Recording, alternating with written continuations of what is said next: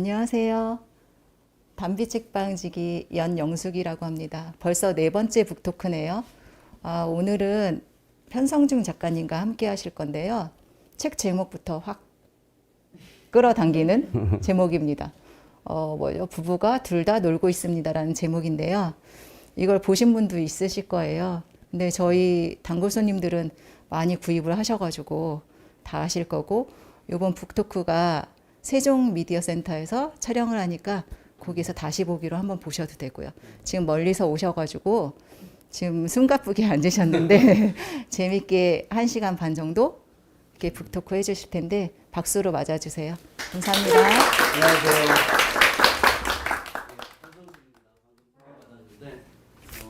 속으로 택시를 타고 들어오면서 신기하다. 이런 서점이 있다라니 생각을 하고 되게 기대를 많이 하고 왔습니다. 근데 시간에 너무 쫓겨가지고 들어왔더니 사실은 여기 오신 분들 얼굴을 제대로 쳐다보질 못했었어요. 지금 이제 쳐다보고 이런 분들이 오셨구나 하고서는 얘기를 좀 시작해 보려고 합니다. 제가 PPT 준비한 거를 이제 보면서 천천히 넘기면서 얘기를 해 보겠습니다. 제가 저는 광고 대행사에서 카피라이터로 오래 일을 했어요.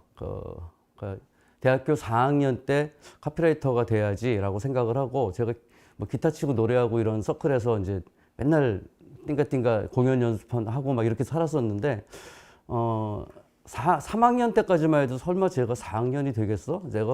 설마 내가 막 그 취직 그걸 하러 막 원서를 사러 다니고 그러겠어? 막 이런 생각을 늘 갖고 있었던 거예요. 근데 생각해 보니까 고등학교 2학년 때도 그런 생각을 했어요. 내가 설마 고3이 되겠어? 근데 고3이 되더라고요. 근데 그런 것처럼 4학년 때쯤 돼서 지금 진로를 찾아야겠다라고 생각을 했는데, 그때 그 동아리에 있는 선배들이 광고계나 영화계나 이런 데에 있는 분들이 많았던 거예요. 그러면서 이제 그 형들이나 누나들이 너는 카피라이터 같은 거 하면 잘할 것 같아. 평소에도 끄적끄적 뭐 쓰는 것도 좋아하는 것 같고 라고 해서 그때 카피 학원을 막 찾아서 다니고 공모전을 준비를 하고 뭐 이러면서 했었어요. 그런데 성적이 너무 안 좋으니까 무슨 인턴 사원 이런 거를 하면 맨날 떨어지는 거예요. 그래서 급한 대로 잡지사에 들어가 가지고 일을 좀 했는데, 잡지사가 그렇게 저는 썩 한 달에 한 번씩 책 내고 이런 거가 그렇게 재미있지 않더라고요. 그리고 더 광고를 하고 싶더라고요. 다시 또 회사를 그만두고 더 공부를 해갖고 그 다음 해에 광고 대행사에 들어가고 뭐 이런 여러 가지 일이 있었습니다. 근데 그래봤자 사실은 평범한 사람의 일상이에요. 그리고 직장 생활을 계속해서 했었고, 뭔가 글을 써서 책을 만들고 싶었지만 광고회사가 너무 바쁜 거예요. 그래서 못 만들고 그러다가 결혼도 안 하고 그냥 혼자 살 생각이었거든요. 근데 뒤늦게 아내를 만나서 결혼하고 그러면서, 근데 마침 아내가 출판 기획자였어요. 그래서 책을 내보자. 뭐 글 쓰는 거 좋아하니까 한번 계속해서 써봐라. 이런 얘기를 했는데 너무 바쁘니까 다 때려쳐라. 뭐 이런 얘기하고 이제 그러다가 정말로 이제 한참 후에 회사를 그만두고 나니까 근데 정말 책을 써야겠다라고 생각을 했어요. 근데 보니까 특별한 게 없는 거예요. 제가 공부를 굉장히 많이 한 것도 아니고, 그렇다고 어디 한 군데에 굉장히 정통하거나 그런 뭐 대학원 뭐 교수 뭐 이런 사람이 될 정도의 지식을 갖고 있지도 않고, 그래도 내 사는 모습들이 하나하나 보여지는 것들이 사람들이 재밌어 하기도 하고 즐거워하기도 하니까 그것도 이야기가 충분히 되겠다라고 생각을 했어요. 그래서 책을 냈는데, 이제 부부가 둘 다 놀고 있습니다 라는 책을 낸 거죠. 이거는 사실은 제목부터 논란이 굉장히 많았어요. 사람들한테 이번에 책을 내게 됐어. 제목이 뭔데? 그러면 부부가 둘 다 놀고 있습니다. 그러면 어떡하니? 뭐 이런 거. 아니면은 뭐 아유 제목 참 쯧쯧쯧, 진짜 그런 사람이 있었어요. 제목 참 쯧쯧쯧 하고 그 다음에 말이 없어요. 얼마나 불안하겠어요. 나 이제 큰일 났나 보다. 가뜩이나 철없는 게 제목까지 이렇게 만들어가지고 더더욱 나는 쫄딱 망했구나 이렇게 생각을 했는데, 다행히 듣보잡인 제가 그래도 쫄딱 망하지 않았어요. 열흘 만에 2쇄를 찍었고 4개월 만에 6쇄를 찍고 지금도 8쇄 정도 찍었으니까 나름 성공한 거예요. 그리고 두 번째 책은 여보 나 제주에서 한 달만 살다 올게라는 제목의 책을 또 냈는데 이거는 부부가 둘 다 놀고 있습니다를 쓰러 제가 제주도에 혼자 내려갔었거든요. 그 아내 후배가 별장을 지어놓고서는 입주를 아직 안 하고 있는 상태인 거를 알고 있었어요. 그래서 그 남편이 거기 가서 한 달만 살자라고 해서 그러면 하루에 10,000원씩 30만 원만 내라 뭐 이런 파격적인 조건을 줘서 정말 1, 2층을 제가 혼자 다 쓰면서 거기서 있었는데 그때 내려갈 때 조건이 몇 가지 있었어요. 하나는 이 부부가 둘 다 놀고 있습니다라는 그 책이 될 그 원고를 써야 된다는 거 한 달 동안. 그리고 물론 옛날에 써는 것도 있지만 재배열하고 다시 쓰고 해야 되겠죠. 그리고 매일매일 일기를 써라. 그리고 제주도에 관광지를 돌아다니지 않는다. 그거였었어요. 왜냐하면 저는 차도 없었고 그리고 관광지를 돌아다닐 마음도 없었던 거예요. 그냥 멀리 떨어져 있어야 된다라는 생각이 일단 있었던 것 뿐이지. 근데 딴 건 모르겠지만 매일 일기를 썼어요. 그리고 아내도 서울에 있는 아내도 일기를 매일매일 썼는데 저는 좀 수다스럽게 길게 썼다면은 아내는 좀 단호하고 짧게 쓰고 뭐 이렇게 했는데 그거를 연재 아닌 연재를 했었어요. 브런치에. 그랬더니 그걸 보고서는 그러니까 전자출판을 시작한 업체에서 연락이 온 거예요. 책을 한번 내보지 않겠냐라고 하면서 그래서 책을 만들었다가 그게 너무 신생이라 사람들이 책을 사고 싶어도 못 사는 거예요. 결제가 잘 안 되고 막 이래서. 그래서 일단 이거는 포기해 놓자 하고서는 계약을 2년짜리를 1년으로 바꿔놓고서 그냥 놔두고 있었죠. 그러고 나서 어느 날 다른 출판사에서 종이책으로 내자라고 다시 연락이 와서 그때 이제 제가 제목을 그러면 여보 나 제주에서 한 달만 살다 올게로 하자라고 했더니 좋은데 너무 긴 것 같으니까 여보 제주에서 한 달만 살다 올게로 하자는 거예요. 그래가지고 다른 거 다 포기하고 나를 너 세워달라. 그래가지고 나를 살려서 여보 나 제주에서 살다 올게로 겨우겨우 해서 했고 좀 작은 출판사라서 이 책은 그렇게 많이 팔리거나 그러진 못했고 이제 얼마 전에 2세 정도 찍었는데 그래도 제 글을 좋아하는 분들이나 이런 분들은 굉장히 또 나름 좋아하시기도 하고 그랬습니다. 그래서 두 번째 책을 쓰고 세 번째 책을 이번 1월 달부터 또 지방에 내려가서 썼어요. 그래서 다음 달 초면은 나올 겁니다. 그거는 좀 이따가 말씀을 드릴게요.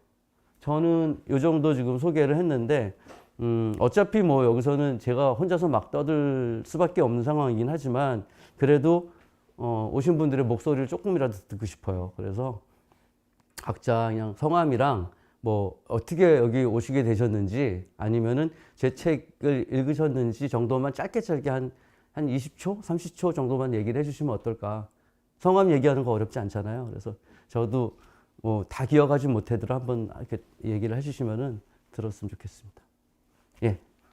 안녕하세요. 그 세종에 이사 온 지 지난 2월 말에 왔거든요. 성함 좀 가르쳐 주세요. 이름은 임지욱이에요. 선생님 책 막 나왔을 때 네. 읽었어요. 선생님 인스타로 이렇게 메시지 오고 간 그런 제가 그랬었구나. 한다고. 예, 고맙습니다. 되게 관심 있게 읽었습니다. 단비 책방은 이제 작년에 이사 오기 전에 예. 한 3번 정도 왔고 이제 이런 곳에 이런 좋은 책방이 있는 거에 너무 반갑고 좋았어요. 그리고 얼마 전에 선생님 오신다고 해가지고 예. 이거 가봐야 되겠구나 너무 기쁜 마음으로 왔습니다. 고맙습니다. 반갑습니다. 예, 반갑습니다. 선생님, 예, 안녕하세요. 저는 송정숙이고요. 예, 담비님이 알려주셔가지고 이런 꽃도 했는데 부부가 둘 다 놀고 있다는 게 끌렸고요. 예, 저는 이제 10년째 놀고 있는 상태고 곧 이어 남편도 이제 놀게 2년 뒤면 놀거든요. 그래서 또 마침 제주도도 한번 가고 싶다고 얘기했었고 그래서 어떻게 둘이 이제 놀까 지혜롭게 싸우지 않고 그래서 한번 왔습니다. 고맙습니다. 예, 반갑습니다. 예, 김남숙입니다. 저는 선생님 책 읽지는 않았고 예, 이 제목에 끌려서 저도 왔는데 제주도에서 어떻게 한 달을 노셨나 그래서 요즘은 노는 방법이 중요하잖아요. 그래서 한번 들어보러 왔습니다. 네, 고맙습니다. 네, 안녕하세요. 저는 네. 저는 부부까지는 생각을 못 해봤고 저 혼자만 잘 놀고 싶은데 오늘 와서는 생각이 많이 바뀔 것도 같고 그다음에 담배님이 책자랑을 많이 하셔서 그랬습니다. 고맙습니다. 예. 안녕하세요. 허수은이고요. 저 여기 처음 왔어요. 음. 지인분이 소개해 주셔가지고 같이 왔고 지인분이 책도 음. 여보다 한 제주에 한 달만 살다고 이렇게 소개해 주셔가지고 여기 세종시에 사시고요. 네, 어. 그러니까 옆집이었어요. 어. 그래가지고 친하게 지내다가 좋은 이웃을 두셨군요. 네, 책을 한번 읽어보고 재밌어가지고 음. 같이 보게 됐습니다. 네. 고맙습니다. 안녕하세요. 저는 이민희고요. 저도 세종시 도담동에 살고 있고요.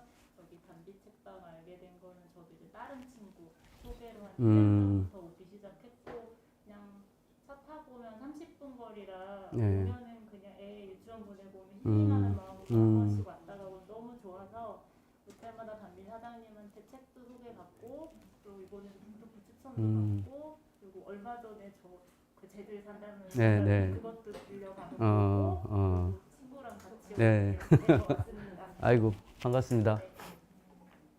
안녕하세요. 저는 신중혜라고 하고요.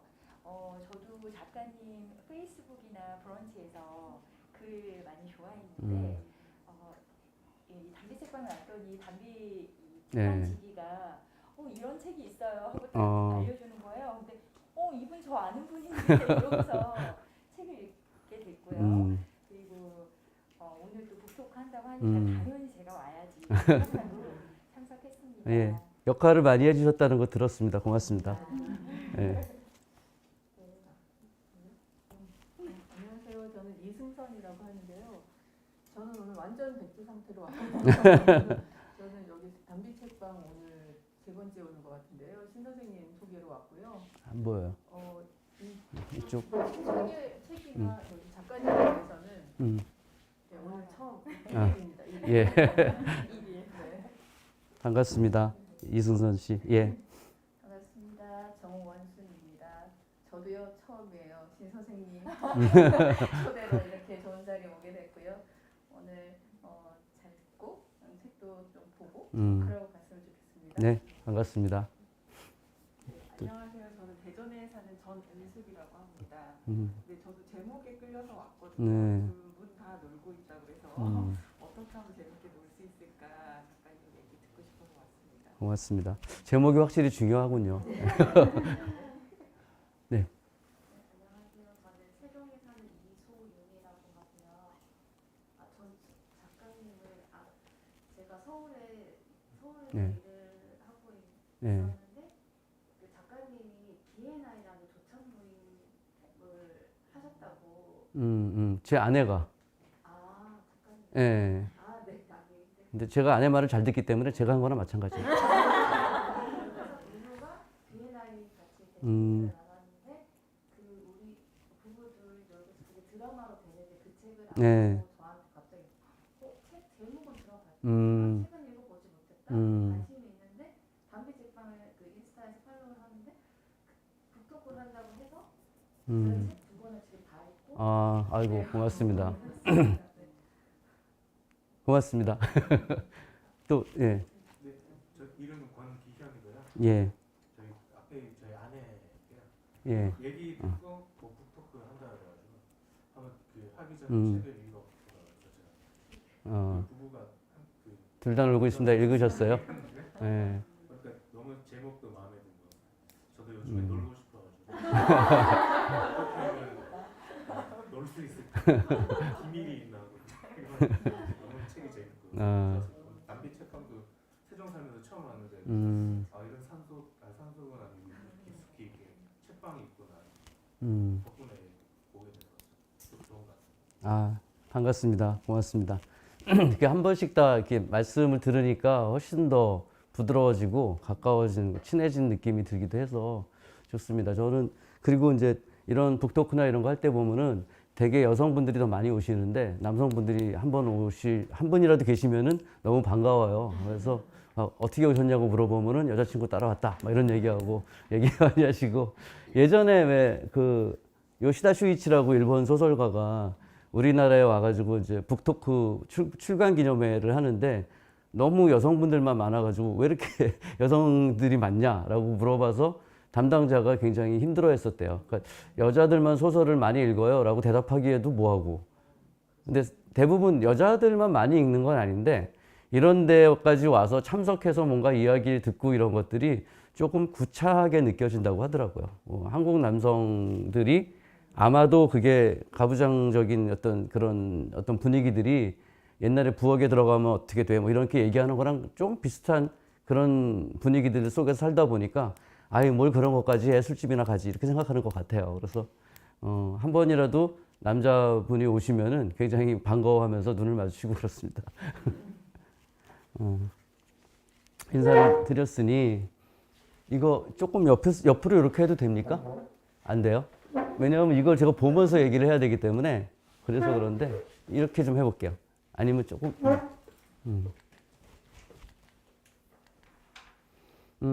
그 드라마화 하기로 했다라는 이야기를 듣고서는 사람들한테 다시 좀 관심을 받고 있는 중이긴 해요. 왜냐하면은 그냥 일반적인 드라마화가 아니고 저희 집을 진짜로 그 집에서 찍진 않지만 한옥에서 살고 있는 부부의 이야기, 그 다음에 이름도 그대로 쓸 것 같고, 뭐 제목도 부부가 둘 다 놀고 있습니다라고 할 것 같고 하니까 물론 근데 잘생긴 윤계상과 정여원이 저희 역할을 하는 거예요. 그러니까 사람들이 오빠가 윤계상이야 진짜 막 이렇게 나한테 공격을 하는 사람들이 있는데 어찌어찌 그렇게 되었다라고 굉장히 미안해하고 있어요.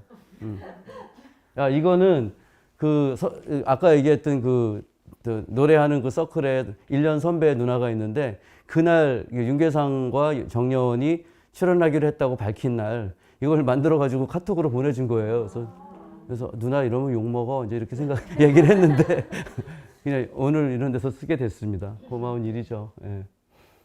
어떻게 드라마화 됐는지가 굉장히 궁금해하실 것 같아서 그 얘기부터 먼저 드리려고. 사실은 책을 내고 나서 몇 개 우연히 겹쳐서 감독을 우리 동네에서 만났어요. 근데 그 친구가 제 중학교 동창이에요. 한지승 감독이라고 연애시대 만들고 예전에 영화 만들고 뭐 그랬던 친구인데 굉장히 얼마 전에 날씨가 좋으면 찾아가겠어요라는 드라마도 만들고 굉장히 좀 일본 드라마처럼 잔잔하고 재미있는 재치 있는 드라마를 잘 만드는 친구인데 그 친구하고 그 친구의 여동생하고 제가 친해요. 어렸을 때 여동생은 저희 어머니가 선생님이었는데 여동생을 저희 어머니가 가르쳐줬어요. 그리고 한지승 감독하고 저하고는 중학교 때 동창이었는데 뭐 그러다 보니까 그 어머니도 알고 서로 왔다 내왕도 좀 하고 그렇게 좀 친하게 지냈었는데 이제 저는 광고계로 가고 이 친구는 영화계로 가니까 한동안은 그렇게 가깝게 지내지 못했었죠. 그랬는데 제 책을 읽고서는 한번 저한테 연락을 한 거예요. 너 독하다 토요일이란 모임 하고 있지? 그래서 하고 있지 그랬더니 거기 참석을 하면 안 되겠냐? 자기 친구들과 같이 뭐 그런 식의 얘기를 하길래 그것 말고 따로 그러면 그런 모임을 우리 집에서 한번 갖자라고 하고서는 날을 잡아서 왔어요. 그래서 친구들을 몇 명 데려와서 사실은 우린 독서 클럽은 아니고 거짓말이다. 우리는 알중이 클럽이다. 술 마시는 데다. 라고 얘기를 하면서 술을 마시면서 얘기를 하는데 작가분을 데리고 온 거예요. 아예 드라마를 만들고 싶어서 드라마 작가를 데리고 와서 이거를 드라마로 좀 만들어 보자. 기획을 해보자. 라고 얘기를 하길래 저야 뭐 굉장히 기쁘죠. 왜냐하면은 원소스 멀티유즈로 계속 하는 거가 지금은 가장 바라는 것 중에 하나이기 때문에 다만 제가 이게 소설이나 웹툰이나 이런 게 아니고 에세이 형태로 만들어진 책이라서 이거를 어떻게 만들 수 있을까에 대한 것들을 저한테 물어보면 제가 해답을 갖고 있지는 못했었어요. 근데 다행히 그 작가도 같이 왔었기 때문에 이걸 중심 캐릭터를 놓고 어떻게 사건들을 만들고 하는 것들을 머릿속에 어느 정도 갖고 있더라고요. 그래서 그때부터 대본 작업을 시작했고 1년 전이에요. 1년 전쯤에 대본 작업을 시작했고 제작사를 찾았고 그 제작사에서는 대본이 어느 정도 완성이 돼서 그걸 보고 나서 결정을 한대요. 그러니까 감독은 가서 푸시를 했지만 계속해서 대본을 이제 리뷰를 한 거죠. 그래서 마음에 안 든다 다시, 마음에 안 든다 다시, 이게 이렇게 했으면 좋겠어 다시, 이거 하기를 거의 1년이 된 거예요. 그래서 지금 일정 부분의 대본이 만들어지고 캐릭터들이 만들어져서 이제 그리고 배우들한테 이제 타진을 하는 거죠, 드디어. 근데 이것도 사실은 한 몇 개월 전에 결정이 된 걸 저는 알고 있었어요. 근데 미리 얘기하지 않았으면 좋겠다, 제작사에서 얘기를 해서 참고 있었던 거고, 그러다가 배우 측에서 이제 하겠다라고 어느 순간 보도가 나왔대요. 그러니까 이때쯤 나오겠지 생각은 했지만 약속을 한 건 아니었던 거죠. 근데 딱 터뜨리니까 그러면은 이제부터 공식화되는 거야, 뭐 이렇게 해서 다른 사람들도 지금 캐스팅을 속속 하고 있고, 사실은 제가 성북동에 사는 것 때문에 그런지 몰라도 성북동에 이런 연기자나 뭐 아티스트나 이런 사람들이 많이 살아요. 근데 후배 중에 배우 하는 친구가 있어서 그 배우가 소개해준 또 누구를 알게 되고 뭐 이러면서 이런 연기자들을 좀 많이 알게 됐어요. 아까 얘기한 그 세입자도 저 전에 살던 그 사람도 또 연기자고, 그래서 그런 분들도 한번 같이 해보자 뭐 이런 얘기도 하고. 근데 주요 캐스팅에서는 제대로 안 됐는데 아마 카메오 출연 같은 건 하지 않을까 이런 생각도 듭니다. 그리고 그 작가분이 굉장히 시트콤을 잘 쓰는 분이었어요. 그 옛날에 새 친구 썼던 분이라서, 그래서 굉장히 재미있게 나올 거다라고 저도 기대를 하고 있고, 한 24부작 정도, 이렇게 숏폼 드라마로 30분 정도 분량으로 24부작 정도로 지금 기획하고 있는 걸 알고 있어요. 뭐 어떻게 될지는 모르겠으나 많이 이제 진척이 돼서 왔고, 캐스팅에 대한 것들은 사실은 아무도 모른대요. 그게 과연 어떻게 될지는. 왜냐하면은 저도 광고 회사를 다니면서 이제 모델들 캐스팅 같은 거 해봐서 알지만은 화장품 모델을 만약에 구해, 그리고 딱 하려 그러면은 없어요. 다 모든 거 다른 데 어디 소속돼 있어요. 저 좋은 모델들은. 그리고 좀 얘는 어때? 그러면은 예쁘거나 매력적인 모델인 경우에도 광고주가 마음에 안 들어하면은 또 할 수가 없고, 얘는 여기에 딱인데 그러면 그때는 딴 거를 하고 있고 뭐 이런 식인 건데, 드라마도 마찬가지예요. 영화나 드라마도 마찬가지로. 그래서 여러 군데 대본들이 여러 군데 막 돌아다닌다는 이야기는 그런 거예요. 이 사람이 안 될 경우에 대안을 항상 갖고 있어야 되기 때문에. 근데 다행히 운이 좋았던 거죠. 윤계상이나 이효원, 정여원 같은 분들이 마침 그때 하고 있던 것들이 끝나가는 상황이라서 이거를 할 수 있었다고, 그런 시기였고, 그 다음에 대본을 읽어봤는데 마음에 든다. 그래서 딴 사람한테 주지 않고 맨 첫 번째 받았던 사람들이 다 오케이를 하는 바람에 일이 좀 쉬워졌다, 이런 이야기도 들었습니다.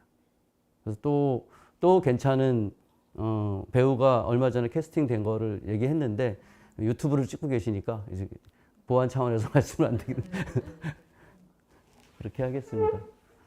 그래서 정말 저희가 이 내용들을 제공한 거잖아요. 거기에 다른 이야기들이 계속 붙겠지만, 그래서 그런 과정이 필요했어요. 감독하고 배우하고 그다음에 저희 두 부부하고 밤새워 술 안 마시고 밤새워 MT 온 것처럼 계속 이야기를 했어요.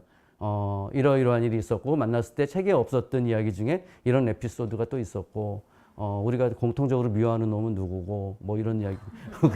그렇게 얘기를 하다 보니까, 또 감독도 또 작가도 자기가 살아온 이야기를 또 써가지고, 그런 일이 있었군요. 그래서 이렇게 감독이 됐군요. 그래서 작가가 됐군요. 뭐 이런 이야기들을 주고받는 거죠. 근데 그게 굉장히 필요해요. 그렇게 해서 상대방을 서로 알므로써, 그 사람에 대한 믿음이 생기는 거죠.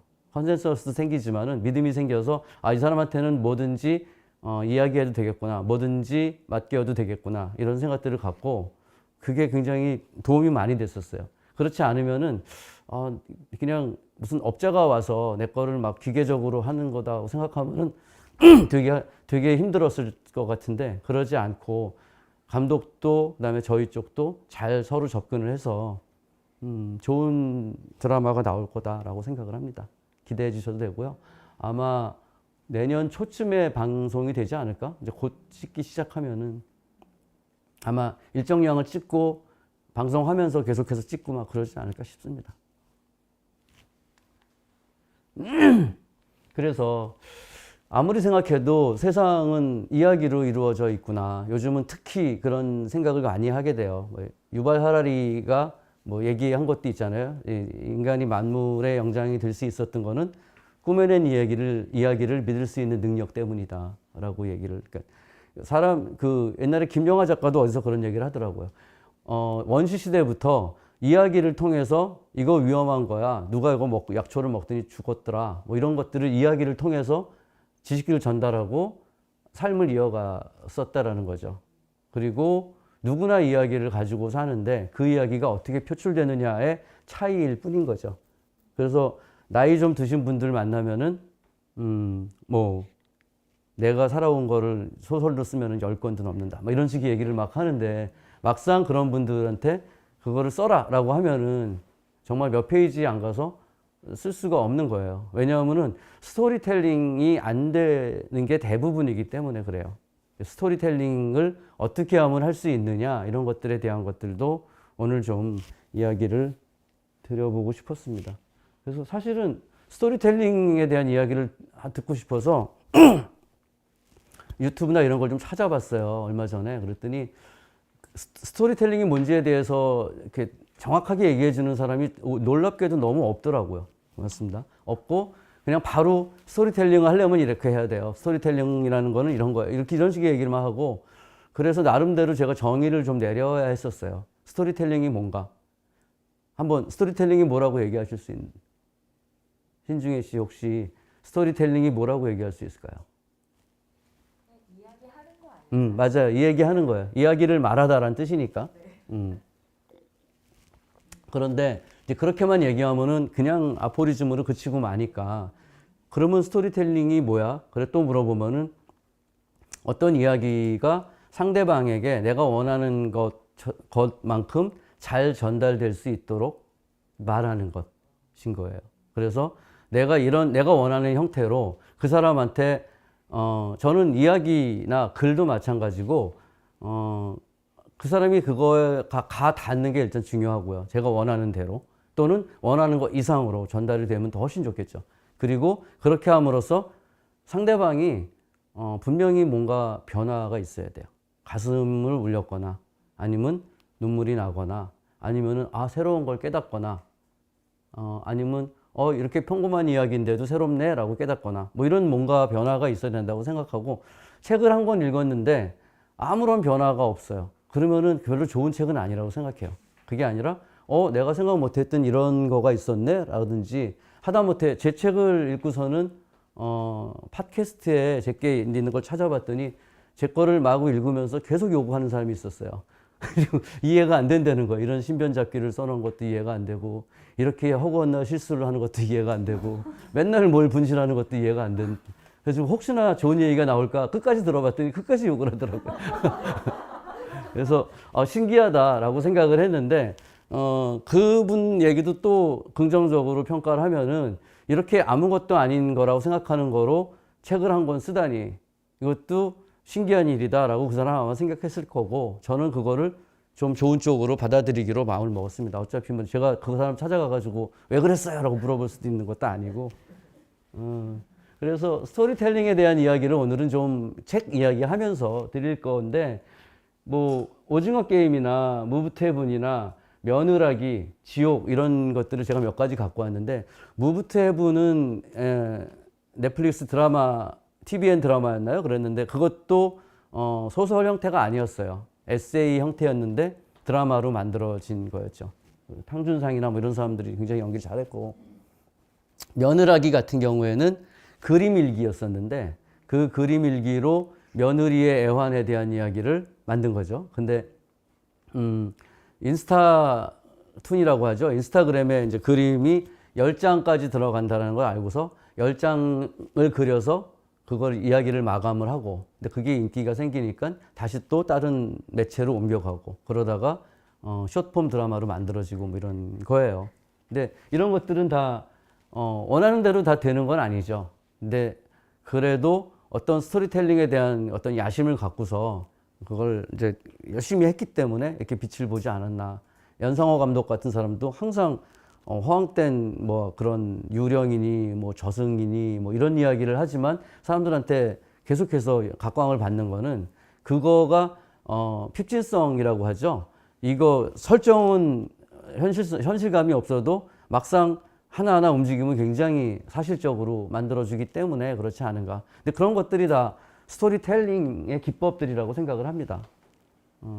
그리고 그런 것들이 어떻게 발현되는가를 사실은 제가 이제 글쓰기에서도 얘기를 많이 해야 된다고 생각을 하고, 자기소개서 쓰는 그 특강을 제가 가끔 하거든요. 학생들한테 하기도 하고 또 나이 드신 분들도 꼭 취직이 아니더라도 자기소개서를 하나 만들어서 이런 데 와서 잠깐 인사하라 그래도 그냥 안녕하세요, 저는 오늘 우연히 왔는데요, 뭐 이렇게 얼떨떨해요, 이렇게 얘기하는 사람이 있는가 하면은 굉장히 다르게 설명하는 사람이 있죠. 근데 제가 아는 성우분이 한 번 그런 얘기 하더라고요. 자기소개서를 할 때도 드라마틱한 무언가를 갖고 있으면 굉장히 좋다, 이런 얘기를 하는 거예요. 근데 최근에 가장 유명한 자기소개서의 헤드라인이 이거였어요. 대학 졸업할 때까지 사귀었던 남자가 24명입니다. 어떤 여자 카피라이터 지망생이 이노션이라는 회사에 들어갈 때 이런 식의 그 헤드라인이 있는 자기소개서를 내민 거예요. 이걸 딱 읽은 순간 어떤 마음이 들겠어요? 궁금하죠? 일단 첫 번째, 뻥이겠구나. 24명을 어떻게 만나? 근데 뻥인데 유쾌한 뻥이네. 왜냐하면은 그 정도로 자기가 매력적이거나 커뮤니케이션을 굉장히 잘하거나 뭔가 하여튼 아니면 혹시 예쁘거나 이렇겠구나. 일단 불러서 만나봐야겠구나. 이런 마음이 들겠죠. 그래서 그 사람이 궁금해지는 자기소개서를 써야 되는데 그게 그러면 어떻게 써야 돼요? 라고 물어보면은 그 다음부터는 또 답이 없는 거죠. 왜냐하면은 정말 수천 수만 갈래의 방법론이 있는데 그것만 생각하시면 돼요. 자기소개서를 읽는 사람이 특별한 사람이 아니라는 거. 그냥 여기 지금 있는 사람들 같은 사람들이 좀 그 직급이 돼가지고 자기소개서를 읽는 거예요. 그 사람이 집에 들어가면은 나의 해방일지보다는 우리들의 블루스를 보는 사람일 거예요. 좀 더 시청률 높은 거를 보는 사람이고, 아침에 우연히 뭐 아침마당 같은 거 보면은 딴 데를 안 돌리고 그냥 그걸 좀 보고 이런 사람일 거라는 거죠. 근데 그런 사람들도 재미있는 거는 재밌어 해요. 이런 대학 졸업할 때까지 24명을 사귀었다라고 얘기하면 이건 재밌어 해요. 그 사람이 막 돌처럼 굳어가지고 난 이런 거는 흥미를 가지지 않을 테야 막 결심하고 이러고 읽지 않아요. 그렇기 때문에 어쩌면은 굉장히 그 방법론은 쉬운 데서 찾으면 된다라는 거죠. 자기 이야기를 조금 매력적으로 하거나 조금 다르게 하거나 이런 거를 고민해 보면은 그 다음에 글을 쓸 수 있는 거예요. 그러니까 글을 쓴다라고 하면은 뭔가 문필업 같이 느껴지죠. 막 탁 와가지고 아침에 새벽에 일어나가지고 막 그런데 그 과정만 생각하지 그 전에 돌아다니면서 일하면서 뭘 써볼까, 뭐를 해가지고 메모를 해놓고 뭐 며칠 전에 있었던 내 친구 이야기라든지 이런 것들을 생각하는 그런 시간은 생각 안 하는 거예요. 그냥 종이에 딱 앉으면, 컴퓨터 앞에 딱 앉으면 그때부터 쓴다라고 생각을 하는데 그렇지 않은 거죠. 제가 부부가 둘 다 놀고 있습니다라는 그 제목을 짓게 된 거는 사실은 부부가 둘 다 놀고 있습니다가 처음부터 제목이 아니었어요. 제가 맨 처음에 생각했던 거는 늦은 연애는 없다라는 제목이었어요. 그게 한 7, 8년, 10년 전에 이제 저희 아내하고 저하고 책을 읽어보시면 알겠지만은 저는 결혼할 생각이 없었는데 우연히 50만 원짜리 소주를 마시게 됐어요. 그게 뭐였냐면은 150만 원, 200만 원짜리 일을 중간에 저한테 일을 시킨 사람이 와서 술을 사주겠다고 소주를 사주더라고요. 그러면서 소주를 사주면서 힘드니까 50만 원만 좀 깎아달라 그래가지고 흔쾌히 깎아주고서 그럴 수 있죠 라고 생각하고 헤어지고 나니까 제가 너무 바보 같은 거예요. 소주 한 잔 얻어 마시고 50만 원을 깎아준 거니까. 그래서 너무 분하고 속이 상해서 그냥 갈 수가 없어서 제가 자주 가던 바에 갔어요. 그래서 거기에는 마침 생맥주 통이 있어가지고 500 한 잔만 딱 마시고 가야지 라고 이제 갔는데 어디서 약간의 안면이 있는 여자가 그 보드카를 마시고 있더라고요, 혼자서.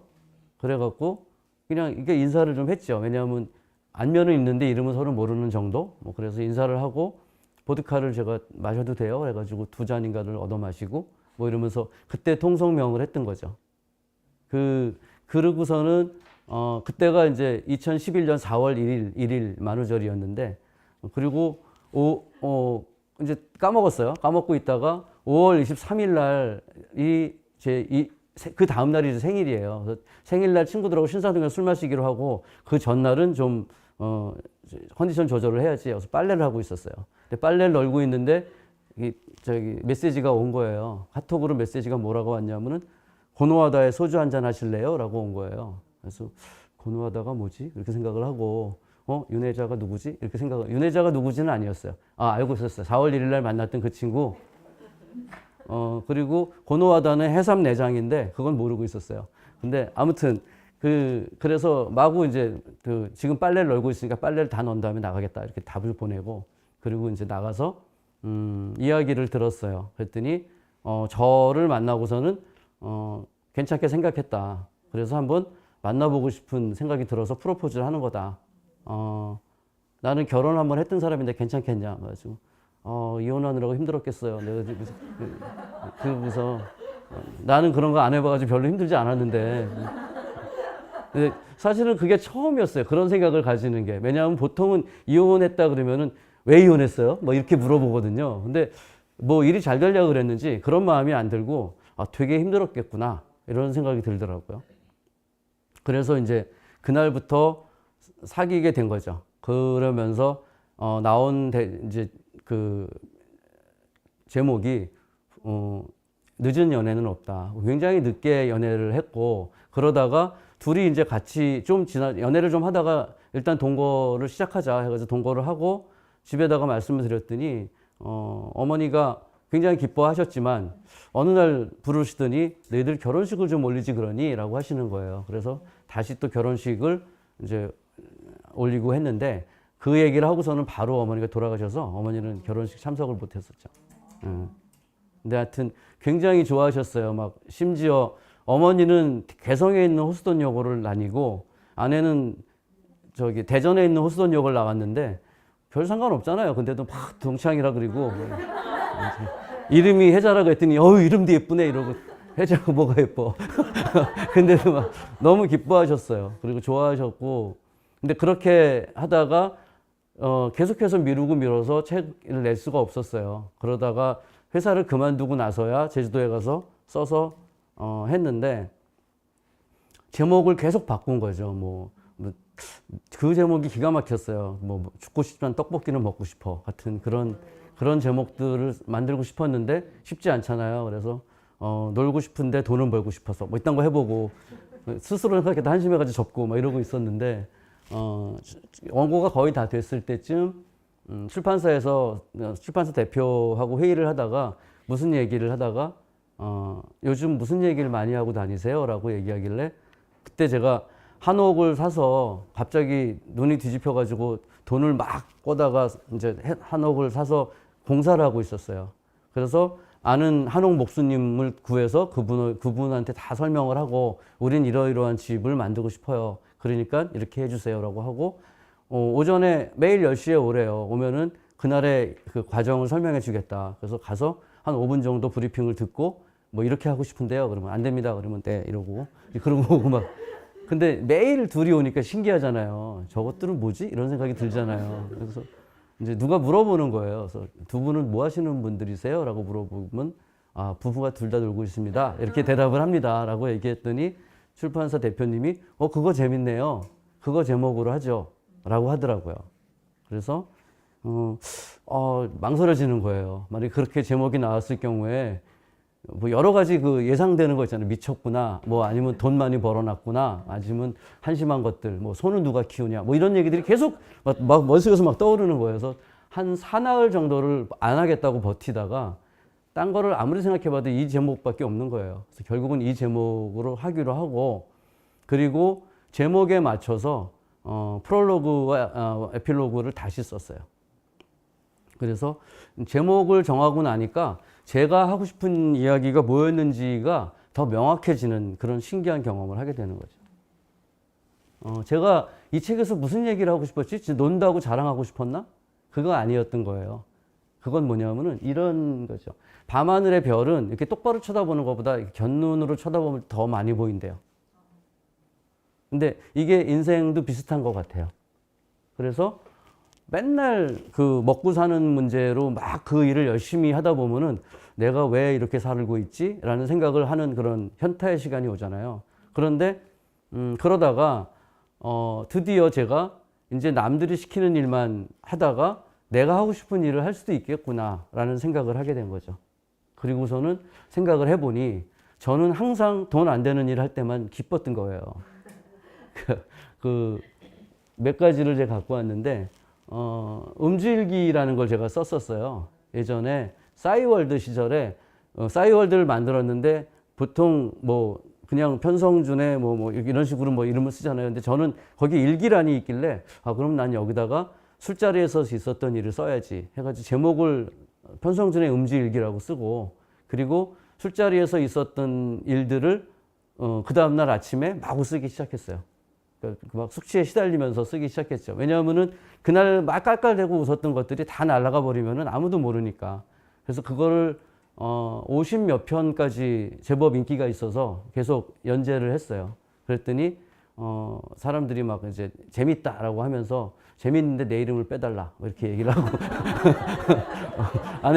아내가 알면 곤란하다 뭐 이런 식의 얘기나 주로. 그리고 한 사람을 제가 막 그날 술자리에 있어서 가장 바보 같은 짓을 했거나 가장 야비한 짓을 한 사람의 이야기를 마구 해서 집중적으로 올렸기 때문에 굉장히 여러 사람들이 싫어하긴 했으나 나머지는 즐거워했었어요. 뭐 그런 거라든지. 근데 재미있는 거는 나중에 이 음주일기 때문에 저를 알고 있었다라고 하는 사람들이 나타나는 거예요. 한참 후에. 그런 거. 그리고 월조회라는 것도 만들어 봤어요. 이거는 뭐냐면 아까 말씀드린 것처럼 잡지사 그만두고서는 공부를 좀 한 다음에 광고회사 들어가려고 이제 할 때 돈은 없고 놀아야 되는데 친구들은 다 취직했고, 그래서 저 혼자서 뭐 할 수 있는 게 없을까 하다가 월요일 날 아침마다 조조 영화를 보는 사람들의 모임을 만들었어요. 그래서 월조회인데 회원은 당연히 저 하나죠. 저 혼자서 거의 전세 내듯이 개봉관에 들어가 가지고 조조 영화를 보면은 한 두세 명이 있을 때도 있고, 근데 진짜 저 혼자 볼 때도 있고 너무 기쁜 거예요. 야, 지금쯤 주간 업무 회의 하느라고 괴로워 죽겠지 이것들 막 이러면서 이제 저는 그걸 보고, 근데 곧바로 이제 밖으로 나와서 사람들이 점심시간에 막 왔다 갔다 하는 거 보면은 또 막 열패감에 젖어요. 내가 과연 지금 뭐 하고 있는 걸까? 나는 완전 루저 아닌가? 막 이런 생각들을 하면서 냉탕 온탕이 그냥 계속 뭐 그러면서도 즐거운 거예요. 그래도 월조회를 하는 사람은 나밖에 없겠지. 이런 생각을 하면은 그거조차 재미있는 거죠. 그런 거라든지. 독하다 토요일은 토요일마다 한 달에 한 번씩 토요일 오후 2시에 모여서 정한 소설책을 같이 읽는 그런 모임을 만들었어요. 이것도 우연히 만들었는데 연말이면은 제가 그 해 읽은 책들을 리스트를 이렇게 막 해보는 그런 취미가 있었어요. 그래갖고 그날도 12월 28일쯤인가 동네 카페에서 이제 그걸 막 이렇게 하고 쓰고 막 이러고 있는데 아내가 보더니 그렇게 그러지 말고 그렇게 소설 읽는 걸 좋아하면은 친구들하고 같이 소설 읽는 모임을 좀 만들어 봐 라고 하는 거예요. 그래서 그럼 만들어 보자 하고서는 독한 토요일 어때? 토요일 날 오후 2시에 그때 좋대요. 그래가지고 2시간 후에 독하다 토요일을 바꾸고 뭐 이런 식으로 해서 그걸 만들었는데 정말 동네 친구들로 시작을 했어요. 그래서 그냥 아름 아는 사람 페이스북이나 뭐 이런데 같이 책 읽을 사람 여기 붙어라 이거 해갖고 한 11명 정도로 모였는데 의외로 이게 재밌는 거예요. 한국 소설만 읽는 모임이고 아내가 일본에 가가지고 그 관계자를 만났는데 그 사람 일본 사람들이 일본 소설을 너무 안 읽는다고 하더라. 일본 소설만 너무 읽는다고 하더라라고 해서 그러면은 우리는 너무 근데 카피라이터들한테 물어봐도 한국 소설을 안 읽더라고요. 근데 굉장히 잘 쓰거든요. 우리나라 젊은 작가들이. 그래서 그러면 내가 그걸 만들어 보자고 했더니 저 혼자 읽은 거와는 다르게 같이 읽은 다음에 모여서 뭔가 얘기를 해보면은 굉장히 재미있어요. 그리고 다 어쩌면 이렇게 읽은 게 다 다를까. 다 그 포인트도 다르고, 감동 포인트도 다르고, 기억하는 바도 다르고, 그래서 한 권을 읽고 나면은 굉장히 입체적으로 그 작품에 대해서 알게 되는 거죠. 그래서 심지어 어떤 작가는 마음에 안 들어가지고 아 내가 잘못 선정했나 보다 이러고서는 미안해라는 이야기를 하려고 갔는데 딴 사람들이 너무 좋다는 거예요. 그래서 거기에 또 귀가 또 얇아가지고 아 그러네 막 그래가지고 역시 좋은 작가였어 막 이러기도 하고 그런 여러 가지 창난 증세가 생기는데 어쨌든 저희는 모임을 빨리 끝내고 얼른 가서 술을 마시기 때문에 인기가 좋아서 그런지 계속해서 지금 한 4년 됐는데 지금도 계속해서 하고 있고 들어오고 싶다는 사람들이 있는데 기존 멤버가 안 나가서 못 하고 있어요. 코로나19 때문에 한 1년 넘게 계속 줌으로 하다가 다시 또 최근에 한 몇 달 전부터 모여가지고 하고 있습니다. 이번 주 토요일에도 모여서 할 거예요. 그런 것들. 토요일 시충단도 독하다 토요일 모임에 있는 사람들하고 같이 그 중에 우리 옆집 총각이 있었는데 그 식도락가예요. 그리고 맛있는 음식점을 많이 알고 있어요. 그래서 그 사람을 주축으로 해갖고 토요일마다 맛있는 걸 먹는 모임을 만들자. 그래서 충성충자를 써가지고 식충단이라고 만들어서 그것도 하다가 코로나 때문에 지금 못하고 있긴 한데 다시 한번 해보려고 하고 있고 공처가의 켈리는 제가 켈리를 제대로 배운 적이 없는데 그냥 끄적끄적 뭔가 쓰는 걸 좋아했어요. 그래서 켈리로 뭔가 올리고 어딘가에다가 올리고 이런 거를 하면 재밌겠다라고 했더니 아내가 기획자잖아요. 그러니까 그냥 올리는 거 중구난방으로 올리지 말고 컨셉을 좀 가져봐 라고 해서 어차피 두 사람의 이야기를 하는 거니까 그러면 두 사람 얘기 아니면 아내의 이야기를 해보자. 근데 애처가라고 하면 재수 없으니까 공처가로 해보자. 해가지고 이제 공처가의 켈리를 써서 예를 들면 그런 거예요. 왜 아내가 하는 말은 다 옳은 걸까라든지 음식점에 갔을 때 TV가 보이는 쪽에 아내가 앉는 건 너무 당연한 일이다라든지 남편이 아내의 식성을 닮아가는 건 당연한 일이다라든지 그런 얘기를 계속해서 썼더니 여성분들한테는 아주 환영을 많이 받고 남성분들은 당장 때려치워라 이런 미친 이런 얘기까지 들어보고 그러는데 저는 제 아내만 마음에 들면 상관없기 때문에 계속해서 쓰고 있고 덕분에 캘리그래프가 좀 늘었어요. 캘리그래피가. 그래서 예전보다 지금 보면은 글씨가 더 좀 짜임새가 있어서 진짜 저한테 캘리그래피를 가르쳐 달라고 문의하시는 분들도 생길 정도로 그렇게 됐습니다. 그래서 그런 것도 결국은 이런 것들이 계속 이런 걸 해가지고 돈이 생기냐? 돈이 안 생겨요. 왜냐하면은 만약에 독하다 토요일인데 독하다 토요일은 책을 직접 자기가 사고 그 다음에 회당 10,000원 정도를 내서 간식비나 이런 거 정도를 하고 그런 거예요. 근데 그걸 만약에 우리가 지금 이거 말고 다른 거 돈 버는 게 없으니 5만 원으로 올리겠어. 그러면 누가 오겠어요? 그런 건 안 되는 거죠. 그러니까 여기서 돈을 취하려고 마음을 먹으면은 그때부터 좀 이상해지는 것 같아요. 그러니까 즐거운 마음으로 했던 거는 즐거운 마음대로 가고 내가 돈을 버는 것은 딴 쪽에서 또 돈을 만들어서 사람 사는 거의 목적이 뭐냐라고 물으면은 저는 이런 거를 하는 게 목적이라고 생각해요. 그러기 위해서 돈을 버는 거고 여행을 하는 것도 마찬가지죠. 사실은 일을 하는 이유는 여행을 하기 위해서가 아닌가? 심지어 저는 여행을 싫어해요. 길치에다가 그리고 막 새로운 데 가가지고 막 기뻐하는 게 아니라 약간 두려워해요. 여기 어디지? 막 이러고 그런데도 막상 여행을 떠나는 건 굉장히 즐거운 거예요. 근데 그런 거를 하기 위해서 평소에 일을 하지 않나 이런 마음을 갖고 있습니다. 그리고 제 책이 아까도 말씀드렸지만 전혀 이 출판계하고는 인연이 없는데도 불구하고 망하지 않고 좀 팔렸던 거는 글이 굉장히 쉽고 유머가 있다. 유머가 위트가 있다라는 이런 이야기들이 굉장히 저한테는 큰 힘이 됐었어요. 그래서 제일 마음에 들었던 리뷰는 주말에 읽으려고 금요일 저녁에 샀는데 그날 밤 다 읽어버려서 신경질 난다. 이런 리뷰가 굉장히 기뻤었고 그리고 보통 제가 제일 기뻐하는 글은 그거예요. 댓글은. 님의 글은 긴데도 이상하게 잘 읽혀서 끝까지 읽게 돼요. 근데 글쓰기 강연을 할 때도 그런 얘기를 많이 하거든요. 자신이 읽어보고서는 이게 길더라도 짧더라도 한 호흡으로 읽히는지 그거를 잘 생각해라.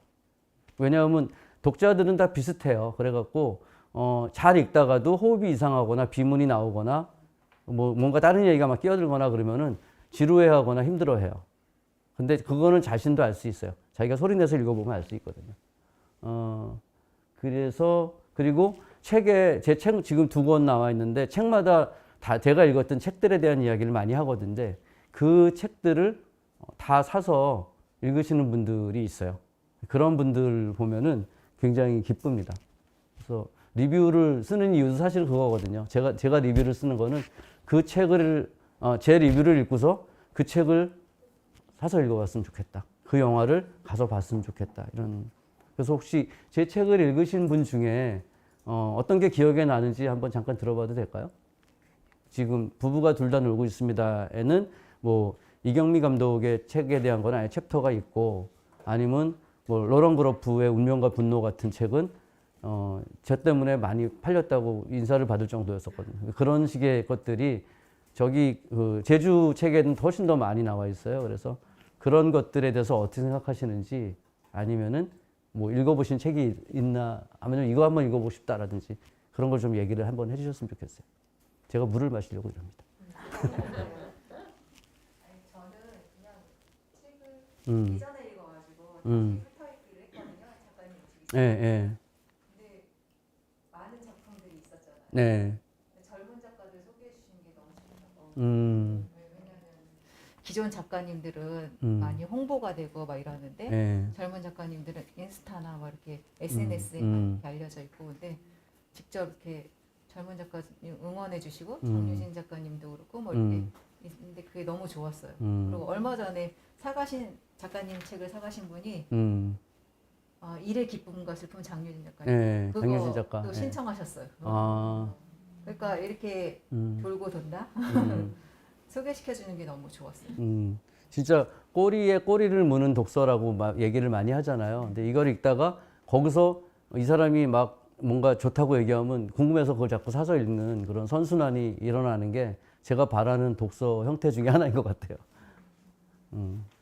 그리고 이경미 감독 같은 경우에도 그거를 읽고서는 제 책을 읽고서는 그 에세이를 사서 읽었다는 얘기를 많이 들었었고 그렇습니다. 그래서 이따가도 사실은 제가 글쓰기에 대한 이야기를 오늘 좀 하려고 갖고 온 것들이 있는데 예시 든거나 이런 것들 맨 마지막에는 제가 좋아하는 글쓰기 책들도 한 8권 정도를 준비해 놨거든요. 그것도 한번 소개를 드릴게요. 그리고서 여보나 제주에 가서 한다면 살다 올게 같은 경우에도 제목을 다시 정하면서 그렇게 정하면서 내가 얘기하고 싶은 게 뭐였을까라고 했을 때 그거예요. 남자에게 동굴이 필요하다. 여자에게 자기만의 방이 필요한 것처럼 이거인데 이거예요. 사람들이 물어보는 게 남자 혼자서 한 달을 살면 심심하지 않느냐라고 물어보는 거예요. 이게 이제 공처가의 켈리 쓰는 그런 켈리들인 거죠. 근데 제가 이제 그래서 이게 뭐냐면은 제가 써본 거예요. 한 달 동안 그 제가 썼던 그 일기들과 메모해 놓은 것들 중에 문화 콘텐츠가 뭐가 있나를 한번 써봤어요. 그랬더니 여기 있는 거는 드라마나 영화들, 그다음에 여기 있는 건 책들 그렇거든요. 그러니까 예전에 읽은 책도 있지만 그때 읽은 책도 있고 그 거론된 거는 제 마음속에 그때 들어왔던 것들인 거죠. 그러니까 이런 것들이 잘근잘근 계속 제 마음속에서 씹히고 있었던 거예요. 한 달 동안. 그러니까 심심할 틈이 없죠. 이거 뭐 하루에 그 밥 3번 그 차려 먹어도 그래도 시간이 후딱 가는데 거기에 이런 것들 그리고 일기 써야죠. 산책해야죠. 원고 써야죠. 되게 바빴어요.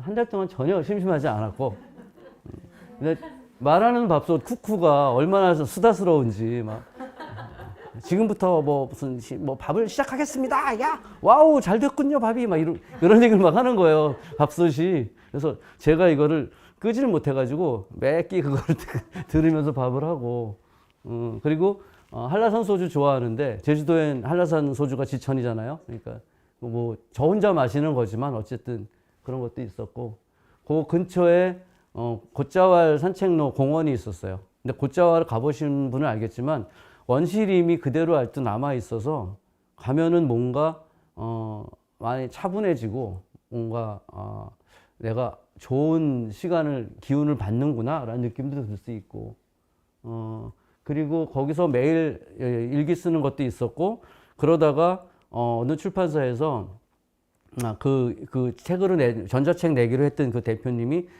짧은 글에 대한 컬럼을 좀 연재를 해달라. 그래가지고 30편을 연재를 하기로 하고서는 그렇게 제목을 제가 글은 짧게 여우는 길게라는 거로 해서 이것도 또 연재를 했었어요.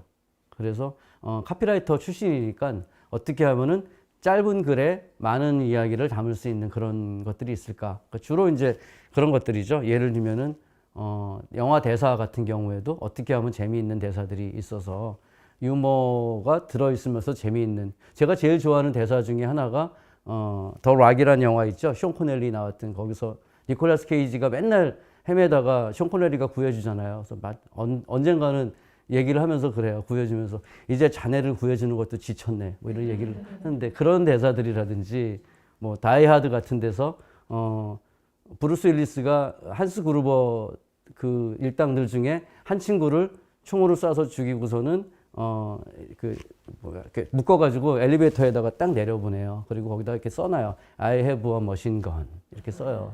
그랬더니 형제였던 친구가 너무 화가 나가지고 막 총을 난사하면서 소리를 막 지르죠. 그랬더니 그 브루스 윌리스의 전 부인이 막 기뻐하면서 그래요. 저렇게 누군가를 화내게 할 수 있는 사람은 우리 남편밖에 없어요. 와, 우리 남편 살아있어요. 막 이런 거 좋아하는 거예요. 뭐 그런 식의 대사들에 대한 이야기를 이게 어떻게 해서 나왔을 것이다 라는 거라든지, 아니면은 폴 사이먼이 옛날에 그래미 어워드에서 앨범 오브 더 이어를 탈 때가 있었는데, 그때 수상 소감이 기가 막혔어요. 뭐라고 얘기했냐면은 뭐 이 레코드를 만들기 위해서 했던 뮤지션 누구한테, 뭐 제작자 누구에게 고맙고, 누구에게 고맙고, 부모님에게 고맙고, 아내에게 고맙고, 맨 마지막으로 올해에 단 한 장의 앨범도 발표하지 않으신 스티비 원더께 감사한다. 이렇게 한 거예요. 그 수사하기 대단하지 않아요? 스티비 원더가 앨범을 발표했으면 당연히 그 사람이 탔을 텐데, 그 사람이 발표를 안 해서 내가 운이 좋아서 타게 됐다라는 교묘한 겸손과 그 교양과 이런 것들이 그냥 그 짧은 거에 다 들어있는 거죠. 근데 그런 식의 예를 들어서 칼럼을 하나씩 써서 했었어요. 그런 걸 하다 보니까 이게 왜 가능했을까요? 이런 것들이. 저기 아까 권기현 씨, 왜 가능했을까요? 마음의 여유가 혼자 있었기 때문에 가능했던 거죠. 물론 권기현 씨 같은 분 혼자 못 계실 수도 있어요. 왜냐하면 밥도 못 하고 뭐 빨래도 못 하고. 근데 저도 사실은 그런 걸 잘하는 건 아니거든요. 근데도 간절하게 혼자 있고 싶은 때가 있어요. 근데 그건 여자도 마찬가지일 거예요. 옛날에 왜 그래서 그 김수현 드라마에서 김혜자 씨가 나 파업한다 이러고 주부 파업하고 막 그런 적도 있었잖아요. 누구나 그런 마음들은 갖고 있을 것이다. 그리고 그거는 누가 해주는 게 아니에요. 자기가 무리를 해서라도 그런 마음을 가질 수 있어야 된다라는 거입니다.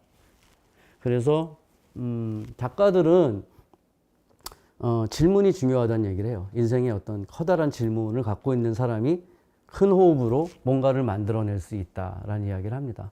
그래서 김탁한 작가 같은 경우에는 그런 얘기를 했었어요. 자기가 인간이라는 존재가 얼마나 절망을 해야 자기가 사대부인데 자기가 속한 그 왕조를 부정하고 새로운 왕조를 만들 결심을 할 수 있을까? 라는 게 굉장히 궁금했대요. 그래서 그거를 공부해가지고 쓴 게 광활한 인간 정도전이라는 소설인 거예요. 뭐 그런 것처럼 저는 그래서 부부가 둘 다 놀면 과연 굶어 죽을까? 이런 의문을 계속 갖고서는 이걸 썼던 것 같아요. 그래서 안 굶어 죽는다.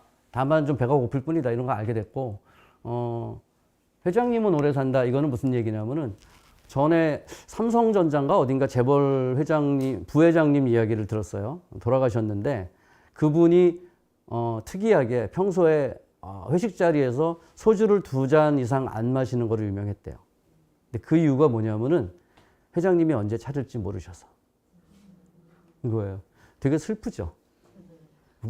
대기업의 부회장 정도면은 엄청난 상상도 할 수 없는 자리인데, 근데도 회장님 때문에 2잔밖에 못 마시고 그리고 항상 대기 상태로 있다라는 거예요.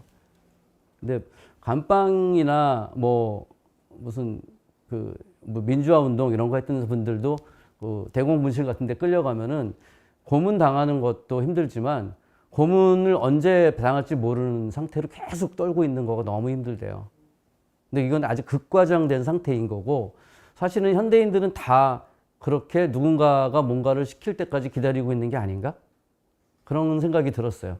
내 마음대로 그냥 하는 것과 남들이 시켜서 하는 거는 굉장히 다르다라는 거를 거의 평생에 오면서 점점점 깨닫게 된 것이지요.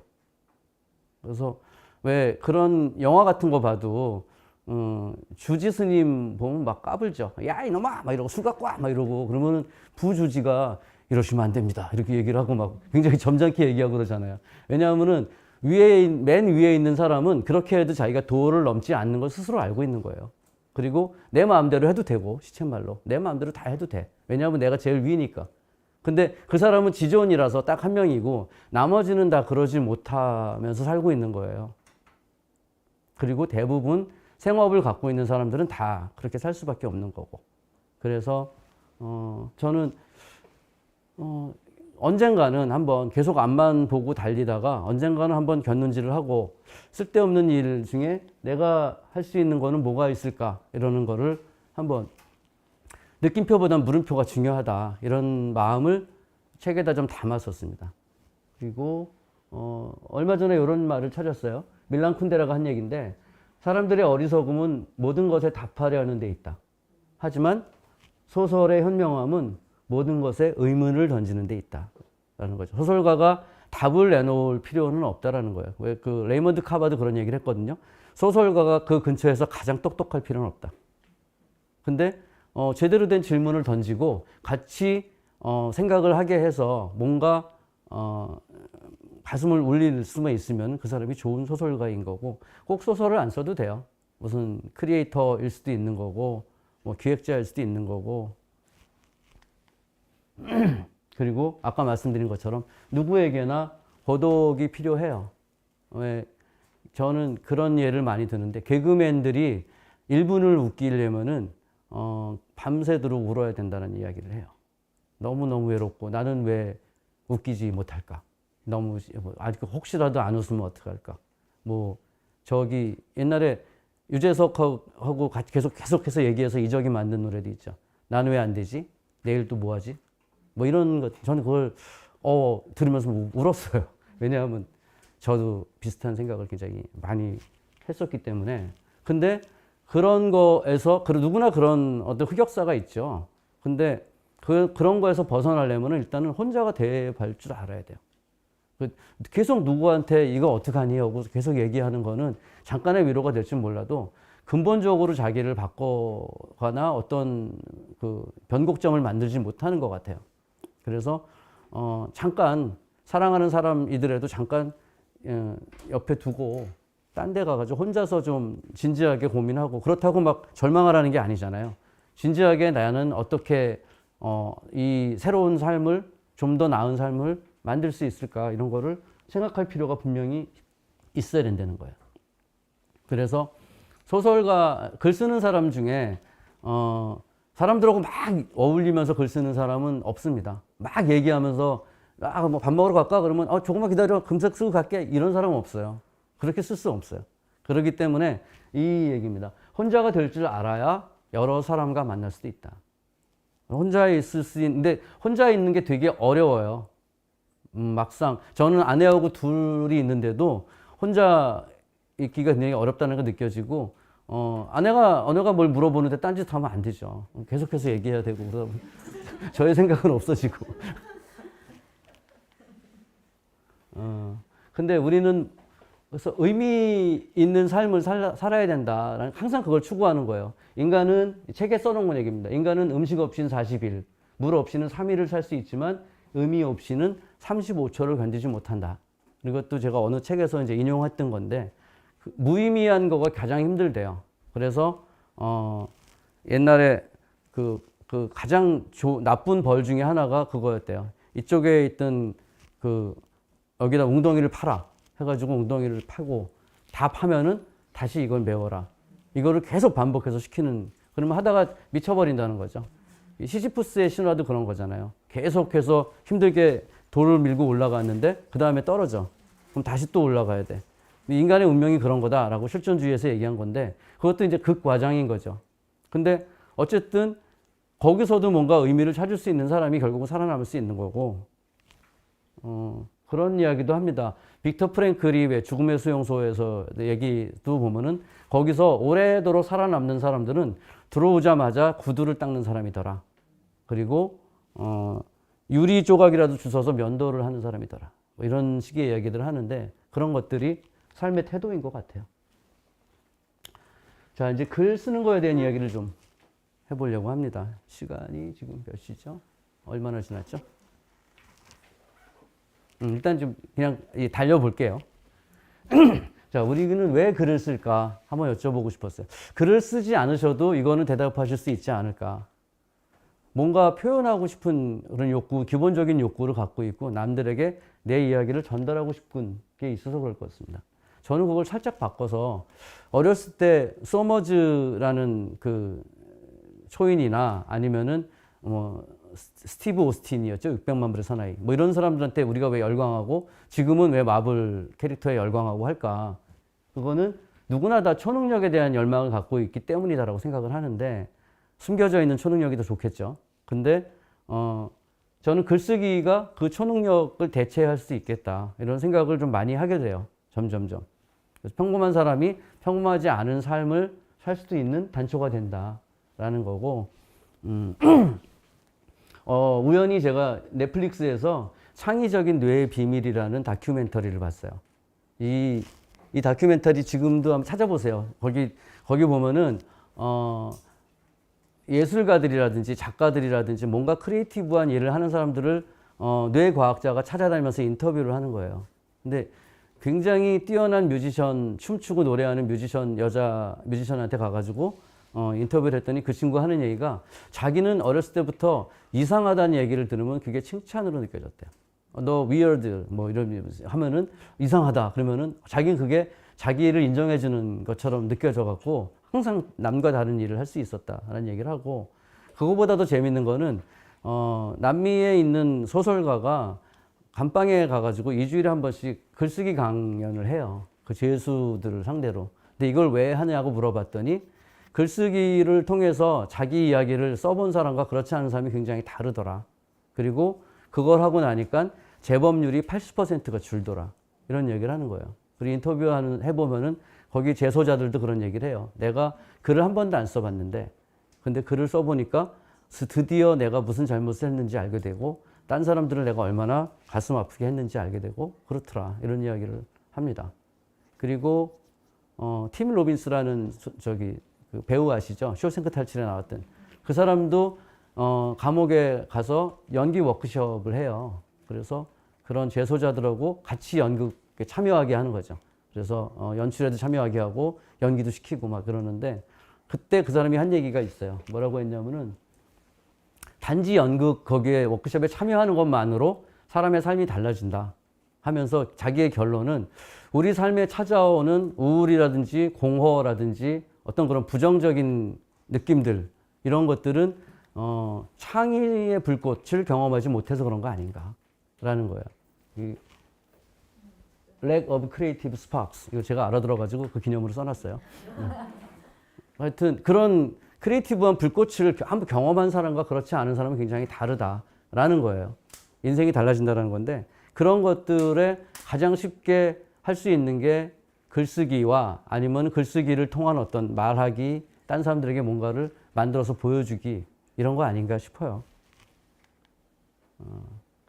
그래서 근데 그러면 어떻게 해야 좋은 글을 쓸 수 있냐, 재미있는 글을 쓸 수 있냐 이렇게 물어보는 사람들이 많아서 제가 드디어 책도 한 권 썼습니다. 다음 달에 나오는데 거기에도 그렇고 평소에도 제가 하는 말 중에 하나가 좋은 사람이 되어야 된다라는 이야기입니다. 요즘 근데 제일 핫한 배우죠. 손석구. 손석구가 어디선가 한 인터뷰에 그런 이야기가 있더라고요. 그 배우가 캐나다에서 연기 공부를 했다고 들었는데 거기서 연기 공부할 때 교수가 그런 얘기 하더래요. 어떻게 하면 좋은 연기를 할 수 있습니까? 라고 했더니 좋은 사람이 되라. 그래서 엉뚱한 이야기 같잖아요. 근데 막상 곰곰이 생각해 보니 그것만큼 옳은 이야기가 없더라라는 이야기 합니다. 좋은 사람이 되어야 한다라는 것. 그리고 자기 컨디션을 계속 유지해야 된다는 거예요. 저는 회사를 그만두고 나서 6개월 동안 술을 끊었어요. 술을 안 마셨어요.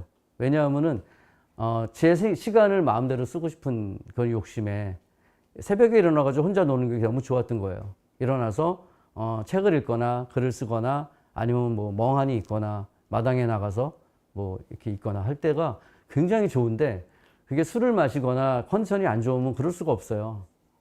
오후만 있던 일요일 이런 노래 아시죠? 그게 뭐냐면은 술을 잔뜩 마시고 눈 떠보니까 오전이 다 날아간 거예요, 일요일이. 그래서 오후만 있던 일요일이에요. 근데 그런 상태에서는 글을 제대로 쓸 수가 없는 거죠. 그래서 좋은 마음과 좋은 컨디션을 가져야 된다라는 이야기고, 스키 타보셨죠? 서핑 해보신 분? 전 서핑 해봤어요.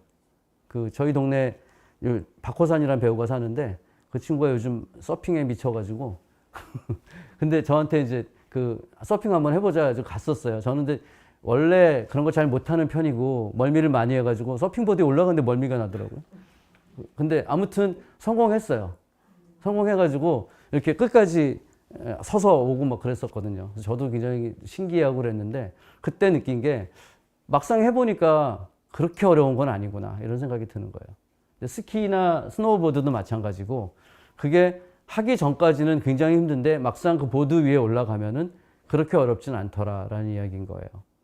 그거는 글쓰기도 마찬가지인 거예요. 내가 저런 걸 어떻게 써? 저렇게 긴 글을 어떻게 써? 아니면 시인처럼 그렇게 탄탄한 글을 어떻게 써? 라고 생각하고 아예 시도도 안 하는 경우가 너무 많은데 막상 해보면은 뭐 시행착오를 당연히 겪겠죠. 근데 그럴 때를 위해서 모여서 같이 글을 쓰거나 워크숍을 하거나 하면은 조금 더 쉬워져요.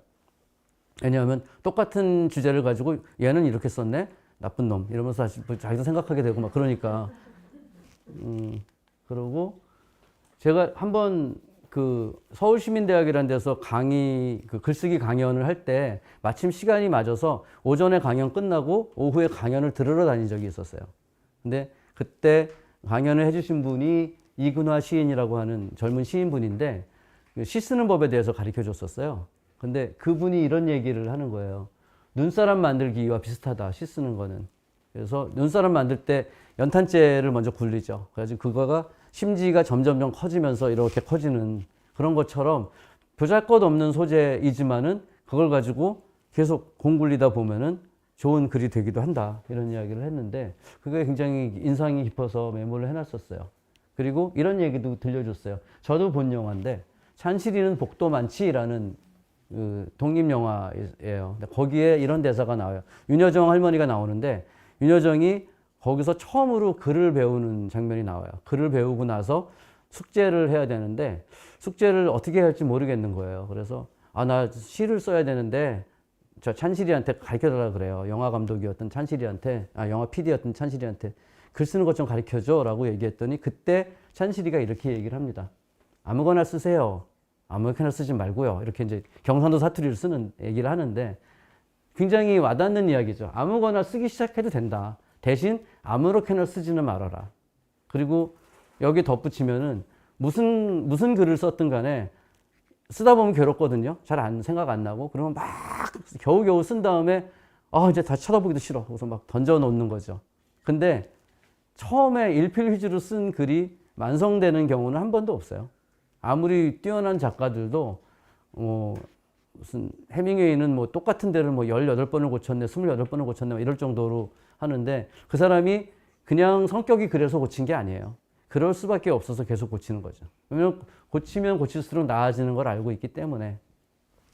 그리고 그것도 당장 밤새워서 고치는 게 아니에요. 뭔가를 써놓으면은 서랍에 넣어놨다가 2, 3일 묵혔다가 다시 볼 수도 있고 뭐 여러 가지 그렇게 좀 자기 마음과 거리를 두는 것도 필요하고 여러 가지 그런 것들이 있습니다. 저는 자른 미역 같다라는 생각도 가끔 들어요. 왜 미역 자른 거 잘못 넣으면은 막 냄비 넘치잖아요. 그래가지고 그게 신기한 거죠. 요만큼의 미역이 물 속에 들어가면은 이렇게까지 양이 많아지다니라고 하는 게 놀라운데 우리 마음속에 이런 작은 미역들이 다 있는 것 같아요. 근데 그게 아직 물을 만나지 못해서 그래서 지금 그 상태로 있는 거다라고 생각을 하고 얼마든지 나도 그러니까 가끔 그런 얘기를 들어요. 너는 카피라이터 출신이니까 글을 썼지라고 얘기를 해요.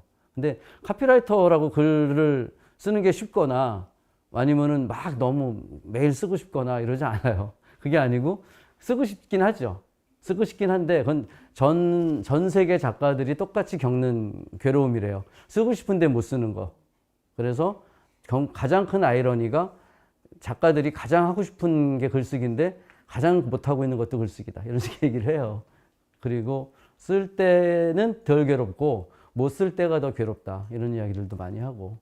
그러니까 그런 어떤 글에 대한 애정, 그리고 내가 왜 글을 써야 되지? 이런 것들을 계속해서 좀 자기한테도 논리를 좀 만들어 놓으면은 더 이런 거를 내가 뭘 저걸 해? 오늘 강의 잘 들었어. 개운했어. 그 끝내지 마시고 나도 한번 이런 걸 써봐야겠다. 그래서 참 계기를 마련해 봐야겠다. 이런 생각을 했으면 좋겠습니다. 저는 저번에 뭐 때문에 하여튼 좋은 삶이 뭘까 걸어가면서 그런 생각을 한번 해봤어요. 내가 지금 이렇게 회사를 그만두고 글쓰기를 하고 있는데 예전보다는 수입이 굉장히 줄었고 생활이 불편하고 그런데도 이거가 좋아요. 왜 좋을까를 생각해 보니까 내가 생각하는 좋은 삶이라는 거는 일단 내가 하고 싶은 일, 할 수 있는 일을 하는 거고 그리고 그거를 매일 꾸준히 하는 거예요. 질리지 않고 꾸준히 하는 것. 그리고 너무 힘들게 하지 않아요. 막 내일까지 뭘 해야 되는데 막 스트레스에 시달리면서 하지 않고 조금씩 해도 된다라는 거예요. 대신 그 조금이 오해하지 않아야 되는 거죠. 마라톤 선수들이 되게 그 TV를 보면은 천천히 뛰는 것 같잖아요. 근데 잘 뛰는 사람은 100m를 18초 속도로 뛰는 거래요. 그걸 계속 18초 속도로 뛰는 거예요. 우리는 100m를 18초에도 못 뛰잖아요. 근데 42.195를 18초로 뛰는 사람들이 있는 거예요. 그 사람들은 맥박수도 다르대요, 우리랑. 근데 그게 타고난 맥박수가 아니라 그렇게 만든 거죠. 그리고 글을 쓰는 사람들, 잘 나가는 작가들은 마라톤 선수처럼 그렇게 빠르게 뭔가를 하고 있을 거예요. 늘 우리한테 보여주는 게 그만큼 되지 않더라도. 그래서 마라톤 선수와 글 쓰는 사람도 닮았다. 남들이 하는 건 되게 쉬워 보이지만 그 사람은 굉장히 열심히 하고 있는 거다. 그런 거고. 그럼에도 불구하고. 그리고서 그걸 함으로써 그렇게 꾸준히 함으로써 점점 나아지는 나가 보이는 거가 좋은 삶인 거고. 그리고 그런 꾸준한 일을 하면서 어느 순간 변화할 수 있는 그런 거. 그래서 또 다른 일을 할 수 있는 거죠. 맨날 이 일만 하면 지겹잖아요. 근데 이 일이 지금 꾸준히 잘 되고 있기 때문에 다른 일도 할 수 있는 거다. 굉장히 다 때려치우고서는 뭘 할까? 백지 상태에서 다시 시작해봐야지. 이런 사람 중에 잘 되는 경우는 별로 없는 것 같아요. 그래서 제가 생각하는 좋은 삶이라는 건 그런 거다라는 생각이 들고, 모든 게 자로 잰 듯이 이렇게 되지 않아요. 그래서 회사 그만둘 때 무슨 계획이 있었냐라고 물어봐서 없었다라고 얘기하면은 이제 욕을 막 해요. 거짓말, 잘난 척한다. 막 이런 얘기를 하는데 사실은 계획을 세울 수 없었기 때문에 없었다라고 한 거고 대신에 뭐든 열심히 하려는 마음을 갖자라고 생각을 했던 거고. 근데 세상 일이 참 알 수가 없다라는 게 제가 별똥별이라는 짧은 글을 써놓은 게 있었는데 내용이 이거예요. 꿈에 별똥별을 보면서 생각했다. 별은 아내를 주고 똥은 내가 가져야지. 그래도 별이 하나 남네? 뭐 이런 거예요. 되게 싱겁고 농담 따먹기 같고 그래서 이걸 책에다 넣을까 말까 끝까지 망설이다가 뺐었어요. 뺐다가 에이 다시 넣자고 그래가지고 넣었어요. 근데 의외로 이 글을 가장 많이 인용하고 재밌어 하시는 거예요. 독자들이. 그러니까 이문세 생각이 나더라고요. 옛날에 이문세가 달려라 중계차 이런 데 사회만 보다가 이제 일약 가수가 됐는데 그게 난 아직 모르잖아요 라는 노래였어요. 1983년도에 이영훈 작곡가를 처음 만난 거죠. 근데 그때 사실은 그 노래를 빼려고 그랬대요. 너무나 통속적이라서 그걸 빼고 다른 곡만 해가지고 앨범을 발표하려다가 맨 마지막에 그래도 한번 넣어보자 해가지고 넣었는데 그게 빅히트를 했던 거죠. 그러니까 그 사람들도 되게 똑똑한 사람들이고 음악 되게 잘하는 사람들인데 그런 생각을 나중에 생각해보면 우습죠. 그거 뺐으면 어떡할 뻔했어 라고 생각하는 것처럼. 근데 세상 일이 다 그런 것 같아요. 다 된 다음에 예전에 제가 다니던 회사 사장님 중에 한 분 그런 분이 있었어요. 그분은 뭔가 막 고민일 때는 안 나타나. 그리고 딱 끝나면은 제가 그럴 줄 알았어요 라고 얘기를 해요. 얄미워서 죽겠어요. 하여튼 근데 정말로 미리 그렇게 얘기해 줄 수 있는 사람은 없는 거예요. 다 본 다음에는 보이죠. 끝난 다음에는. 근데 세상 일은 알 수가 없다라는 거고 역설적으로 그래서 뭐든지 할 수 있다라고 저는 생각이 들었습니다. 그래서 처음부터 너무 잘 쓰려고 하지 말아라. 아까 얘기했죠. 레이먼드 카바 얘기. 소설가가 그 근방에서 가장 뛰어난 사람일 필요는 없다라는 이야기도 있고 해밍웨이는 모든 초고는 다 쓰레기다라고 얘기를 했어요. 그리고 인생을 너무 진지하게 생각하면 글을 못 쓴다. 어깨에 힘이 잔뜩 들어가서 지구를 구할 것 같은 글을 써야지 막 이러면은 안 돼요. 그게 아니라 아주 그냥 사소한 것에부터 시작해서 글을 쓰면 된다. 쓰다가 안 되면 또 다시 쓰면 되지 뭐 이렇게 생각하면 되는 거죠. 근데 이 어떤 소설가가 이런 얘기를 했더라고요. 글쓰기에서 제일 중요한 거 한 가지는 다루는 소재에 대해서 장난기 어린 태도를 유지하는 데 있다. 그러니까 진지하게 막 이거 갖고 정말 좋은 글을 써야지 막 이렇게 하지 말라는 거죠. 그러니까 만약에 김훈 소설가가 카레 노래를 쓸 때 이순신의 어떤 충정에 대해서 써야지라고 덤볐으면 못했을 거예요. 근데 김훈 작가는 현충원에 가가지고 계속 한 달 정도를 거기서 쳐다보면서 칼을 쳐다보면서 놀았대요. 놀고 난중일기를 계속 읽으면서 아니 이분은 그냥 이렇게 점잖은 것만 쓰지 기생하고 동침한 얘기도 쓰고 뭐 얼마 먹은 얘기도 쓰고 이런 거 다 고지고대로 이렇게 썼냐 신기하다 이렇게 생각을 했다라는 거예요. 그러면서 이순신을 점점 더 이해하게 된 거죠. 근데 그럴 때는 너무 이순신을 높게 놓고 보지 않은 거 그런 것처럼 모든 건 좀 그런 것들이 필요한 것 같습니다. 제가 예전에 썼던 글인데 시련에 대처하는 방법 해가지고 또 어떤 여자애가 저를 또 차버리고 딴 데로 간 거예요. 그래서 나는 왜 맨날 이렇게 채이고 다닐까 하다가 버스에서 문득 그 생각이 떠올랐어요. 그녀가 떠났다고 생각하지 말자. 그년이 떠났다고 생각하자. 약간의 그 유머를 섞어서 자기가 생각한 건데 좀 뭐라 그럴까 성인지 감수성이 떨어질 때 써서 연 이런 걸 쓰긴 했어요. 근데 아무튼 저한테는 이런 것들이 도움이 됐던 거예요. 작은 거지만 이게 어디다 내놓기에 창피한 정도의 작은 이야기잖아요. 근데도 이런 것들이 하나하나 모여서 저라는 사람의 캐릭터를 만드는 거 아닌가 이런 생각이 들고 저 맨날 칠렐레 팔렐레만 하는 건 아니에요. 이게 굉장히 절박할 때 글이 써지기도 한다라는 거에 예를 드는 것 중에 하나가 이겁니다. 실력 있는 카피라이터가 놀고 있습니다. 라는 책인데, 그 글인데, 이거를 다 읽을 수는 없고 제가 설명을 드릴게요.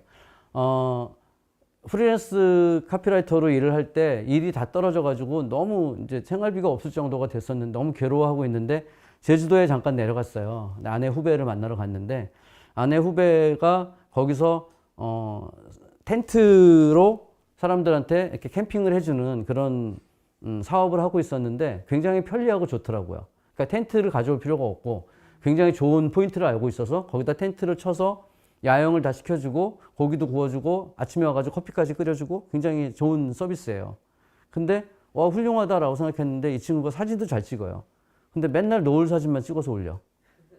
그래서 아니 이거를 이렇게 잘 설명해가지고 매력적으로 해서 손님을 유치해야지 왜 노을 사진만 찍어 올리냐라고 정신 차려라 라고 얘기를 막 했어요. 술 마시면서. 근데 그러다 보니까 저한테 해야 되는 얘기인 거예요. 그게. 너는 맨날 왜 페이스북에다가 술 마시고 행복한 사진만 올리고 아니면 그 여유 있는 척만 하고 막 그러냐. 사실은 지금 큰일 나지 않았냐 라는 자각이 온 거예요.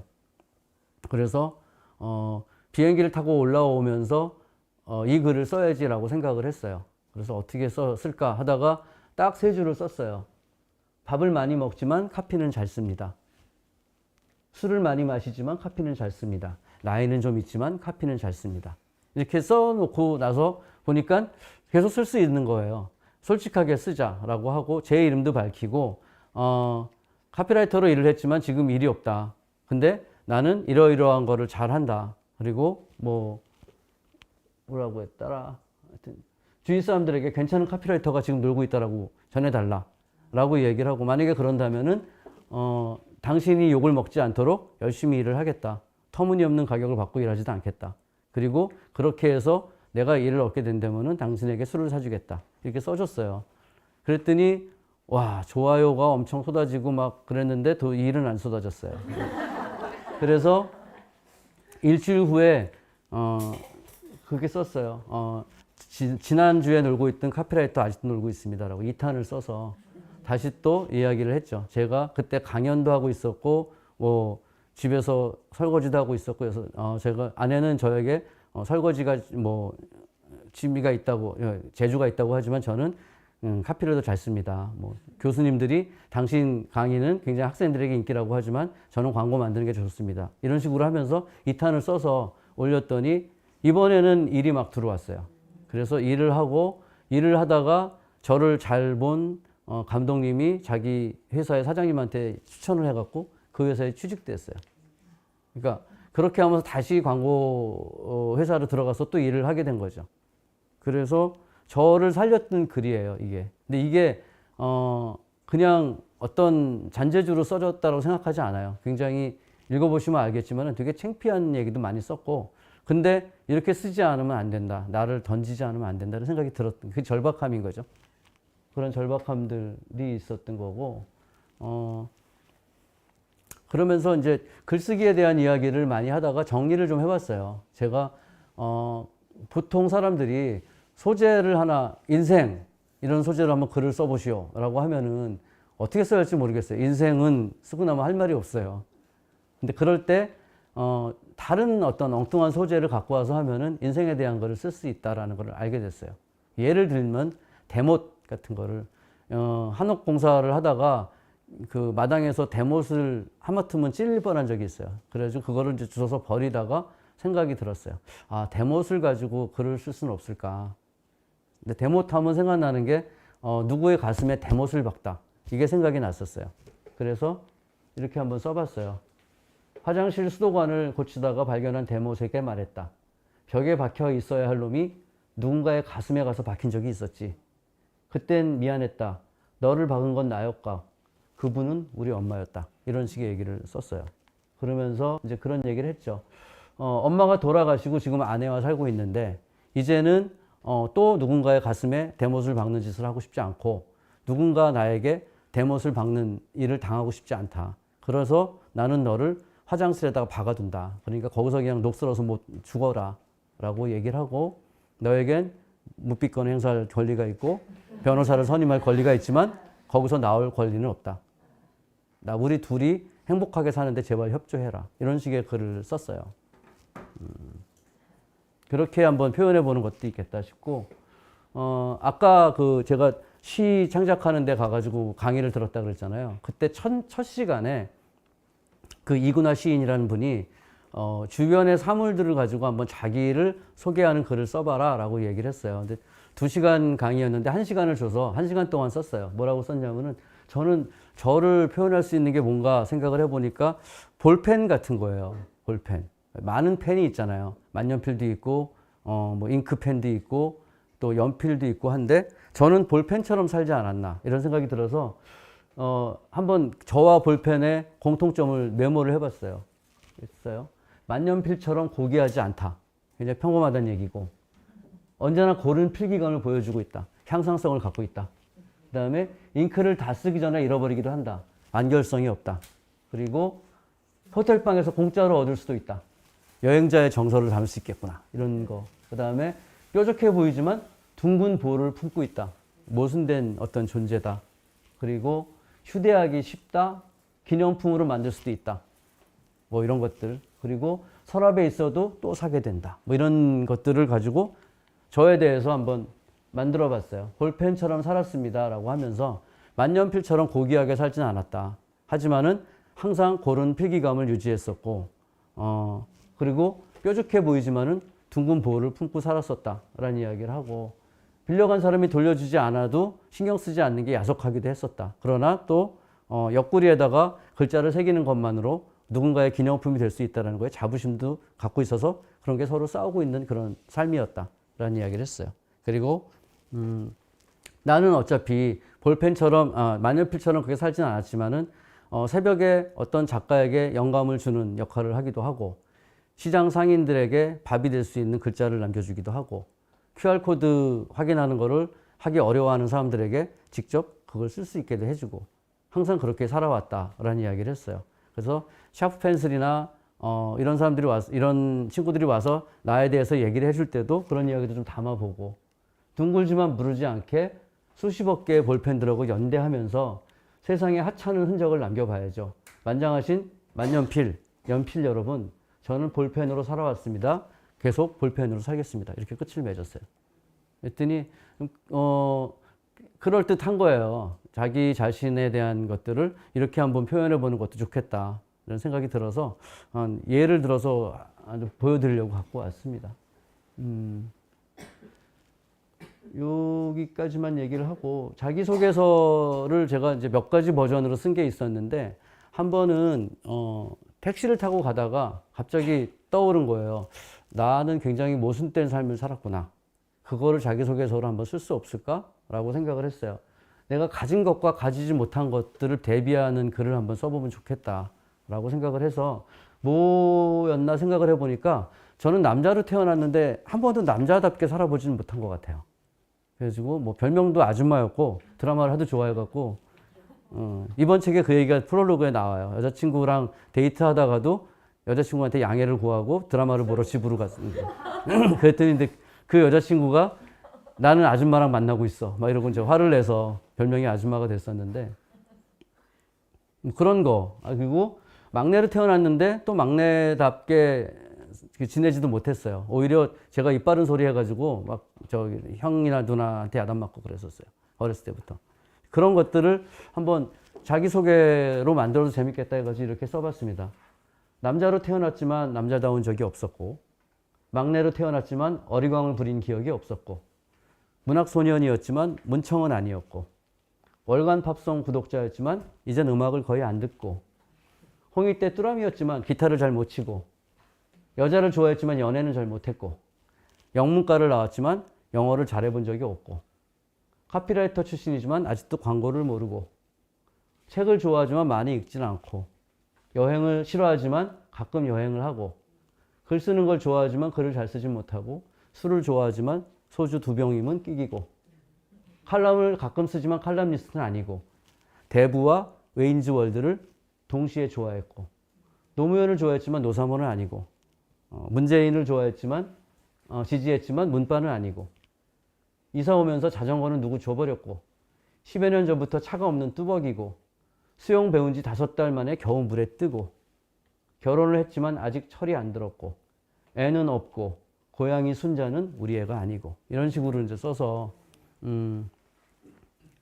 이렇게 해서 이제 프로필을 다시 만들어 봤더니 이거를 좀 형식을 빌려가지고 쓰면 안 되겠냐라고 얘기를 하는 분들이 많았어요. 그래서 이건 뭐 그냥 프리웨이 다들 쓰세요라고 해서 그렇게 쓰시는 적도 있는데 막상 이거는 그렇게 해서 자기 거를 써보잖아요. 그러면 재미가 없어요. 왜냐하면은 이 형식이 저한테 맞춰 놓은 거라서 그걸 그대로 하면 그만큼 신선함이 떨어지는 거죠. 그러니까 글을 제대로 쓰고 싶으면은 이런 생각에 대한 이야기를 이 생각에 대한 거를 훔쳐야 되는 거지 이 형식을 그대로 훔치면은 별 의미가 없는 거예요. 그 예전에 테드라고 그 강연 프로그램 있잖아요. 거기에 J.J. 에이브람스가 나왔었어요. 나와서 무슨 얘기를 했냐면은 조스에 대한 이야기를 했는데 그 사람 별명이 떡밥의 제왕이잖아요. 뭔가 기대감을 엄청 주는 막 이런 그런 건데 그 사람이 그런 얘기를 하더라고요. 조스의 한 장면을 보여줘요. 로이 샤이더가 경찰서장이 이제 상어가 나타나가지고 해수욕장을 철폐하라고 막 그러는데 해수욕장을 철폐하면은 그 지역 경제가 망가지니까 이러지도 못하고 저러지도 못하고 괴로워하고 있는데 식탁에서 이러고 있는데 한 5살쯤 된 아들이 자기 똑같이 이러고 있는 거예요. 그래서 얼굴을 샥 했더니 똑같이 얼굴을 이렇게 해요. 그래가지고 했더니 또 하고 이게 너무 귀엽잖아요. 그거를 보다가 일로 와 하고서는 이렇게 껴안으면서 I need it 이런 장면이 나오는데 그걸 딱 하더니 사실은 제대로 된 도둑들은 이런 걸 훔쳐야 됩니다. 근데 사람들은 이런 걸 안 훔치고 조스 그러면은 바밤 하고서 막 이렇게 삼각형 뭐 지느러미 이런 거만 훔치려고 한다는 그러니까 다 실패한다라는 거예요. 그런 거 좀 더 깊이 생각하고 좀 더 많이 그거를 여러 번 보면은 그런 장면들이 보인다는 거죠. 그리고 정말 가치 있는 거는 그런 거에 숨어 있다라는 거를 그 사람이 얘기해 줬는데 그게 너무 기억에 남아가지고 지금도 기억하고 있어요. 아무튼 그렇습니다. 무라카미 하루키 좋아하시죠? 무라카미 하루키가 그런 얘기를 했어요. 그 어디에도 새로운 말은 없다. 지극히 예사로운 평범한 말에 새로운 의미나 특별한 울림을 부여하는 것이 우리가 할 일이다라는 거죠. 사실은 28글자 뭐 알파벳 이런 거는 누구나 다 쓸 수 있는 거잖아요. 근데 그거를 어떻게 하느냐에 따라서 똑같은 말도 다르게 만들 수 있고 이런 건데 저는 이제 책을 쓰고 뭐 책에 대한 이야기, 글에 대한 이야기를 많이 하니까 오늘 글쓰기에 대한 이야기를 해서 그렇지 여러분들한테는 다 글을 쓰라는 건 아니에요. 근데 다만 지금까지 지내왔던 그런 루틴에서 조금 좀 벗어날 수 있는 방법은 뭐가 있을까인 거고 글을 쓰는 거는 메모도 글 쓰는 거예요. 그리고 아이디어를 메모해 놓고 저는 메모장을 저금 통장이라고 표현하기도 하거든요. 근데 그게 그 저금 통장은 자주 들여다볼수록 돈이 불어나는 저금 통장이다. 메모만 해놓고서 그 메모를 어디다 해놨더라 이러고 못 찾는 경우도 많아요. 그러지 마시고 항상 메모장은 거기다 메모를 한다라고 쓰시고 뭐 스마트폰도 마찬가지고 저는 안 될 때는 서서 키워드만 한 2자 써놓고 나머지는 녹음을 할 때도 있어요. 그러면 아주 녹음 상태는 아주 개판이죠. 근데 저만 들으니까 상관없어요. 그리고 지우면 되니까. 근데 집에 가서 그걸 켜지 않으면은 그거는 이제 날아가는 거예요. 다음에 한참 있다가 들어보면 뭔지도 몰라요. 근데 매일매일 내가 생각한 거 아무 하찮은 거라도 뭐 굿이라도 써놓고 그런 거가 뭔가 나중에 도움이 되는 거죠. 그러면 이제 한참 그때 그걸 또 살려내지 못하면은 몇 년 후에 굿이가 누구야 이러는 거죠. 지금은 굿이 이렇게 좋아하는데 굿이 누군지 아시죠? 요즘 하도 굿이 얘기를 많이 하니까. 근데 그런 거라도 써놓고 뭔가를 그걸 발전시키려고 하는 거가 중요하다라는 이야기입니다. 아까 말씀드린 대로 글쓰기 영양주사 같은 8권의 책이라고 제가 써놨는데 글쓰기 강연을 할 때 사람들한테 많이 권하는 책이에요. 앤 라모트의 쓰기의 감각이라는 책은 원제가 bird by bird, 그러니까 새 한 마리씩. 이건 뭐냐면은 거기 소설가가 자기 어렸을 때 아빠한테 들은 이야기인데 차근차근히 하면 된다. 너무 욕심을 부려갖고 막. 근데 그런 얘기만 있는 게 아니라 전체적인 글쓰기에 대한 여러 가지 좋은 이야기들이 많이 들어있어서 아마 미국에서 작가들은 대부분 이거를 읽고서 작가가 됐다는 얘기를 해요. 그리고 이성복 시인의 무한 화서, 이게 뭐냐면 화가 꽃화자고 서가 순서 서자예요. 꽃이 이렇게 피는 순서 이런 건데 유한화서, 무한화서 두 가지가 있다 그래서 이제 무한화서인데 그건 굉장히 어려운 이야기인데 막상 읽어보면은 학생들에게 시를 가리킬 때 이야기를 아포리즘처럼 짧게 정리한 거라서 정말 저는 항상 강추하고 다닙니다. 이 책을 한번 꼭 읽어보세요. 무한화서. 그러니까 예를 들면 그런 거예요. 글을 쓸 때 책과 도서관을 연결하지 마세요. 책과 팬티를 연결하세요. 책과 도서관 연결하면 아무 긴장도 없고 아무 재미도 없어요. 뭐 이런 거라든지 아니면 뭐 오사마 빈 라덴을 추적할 때 CIA에서는 그 사람보다 그 사람의 비서의 행선을 더 추적했다는 얘기 아세요? 이런 거죠. 그러니까 핵심으로만 바로 들어가면 안 되고 주변으로 들어가야 한다는 걸 이렇게 얘기한다든지 뭐 인생이나 뭐 삶 이런 구체적 거창한 거 얘기할 거 아세요. 그런 것들은 이미 남들이 다 해놨으니까 그런 거 하지 말고 우리 집에 숟가락이 몇 개인지 젓가락이 몇 개인지 이런 것부터 써보세요. 이런 이야기도 있고 이성복 시인은 정말 존경할 만해요. 이런 거 요거만 읽어봐도 그게 느껴집니다. 그리고 박연준 시인의 쓰는 기분이라고 하는 이것도 시 창작론인데 박연준 시인은 워낙 좋아하기도 하지만 이 책은 정말 좋아요. 그러니까 시가 뭐냐라고 물었을 때 대답할 수 있는 사람이 얼마 안 될 것 같은데 이 사람은 시가 뭐냐라고 물어보면은 시를 쓸 때 이러이렇게 안 쓰고 이렇게 쓰기 때문에 이렇게 되죠. 그러니까 시는 이런 거예요라고 대답할 수 있는 사람이다. 저는 그렇게 생각해요. 훌륭한 그 창작론에 대한 이야기들. 그리고 무라카미 하루키의 직업으로서의 소설가는 읽어보신 분도 많겠지만은 글쓰기 책이 이렇게 소설책처럼 재미있을 수도 있구나. 이 사람 자기 이야기를 굉장히 솔직하게 많이 썼거든요. 그 중에도 이제 뭐 그런 이야기도 있어요.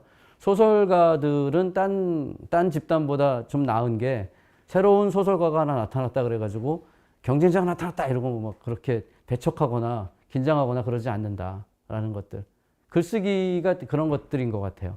글쓰기 하는 사람들은 1등, 2등 뭐 이런 거 잘 안 하고 이 사람은 이 사람대로, 이 사람은 이 사람대로 서로 인정해 주는 거. 광고는 그렇지 않았거든요. 광고 카피를 쓰면은 제가 한 100개를 쓰면 그 중에 1개가 채택이 되거나 하고 나머지는 다 버려지죠. 그리고 여러 회사가 붙었을 때도 딱 그 회사 거만 쓰고 나머지는 다 버리죠. 그런 게 너무나 자본주의적인, 신자본주의적인 그런 그 잔인함이 있었는데 글쓰기는 그런 면에서 좀 그렇지 않은 것 같습니다. 그리고 김이나의 작사법이라는 책이 있어요. 근데 이게 문학 발행하는 출판사에서 나왔어요. 왜 그랬을까? 처음에 신기했는데 읽어보니까 알겠어요.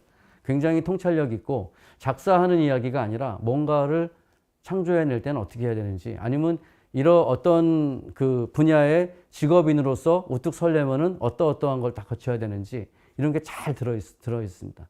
김이나 작사가가 오디션 프로그램에서 가끔 하는 그런 심사평이 화제가 돼서 막 하잖아요. 그게 괜히 나온 게 아니에요.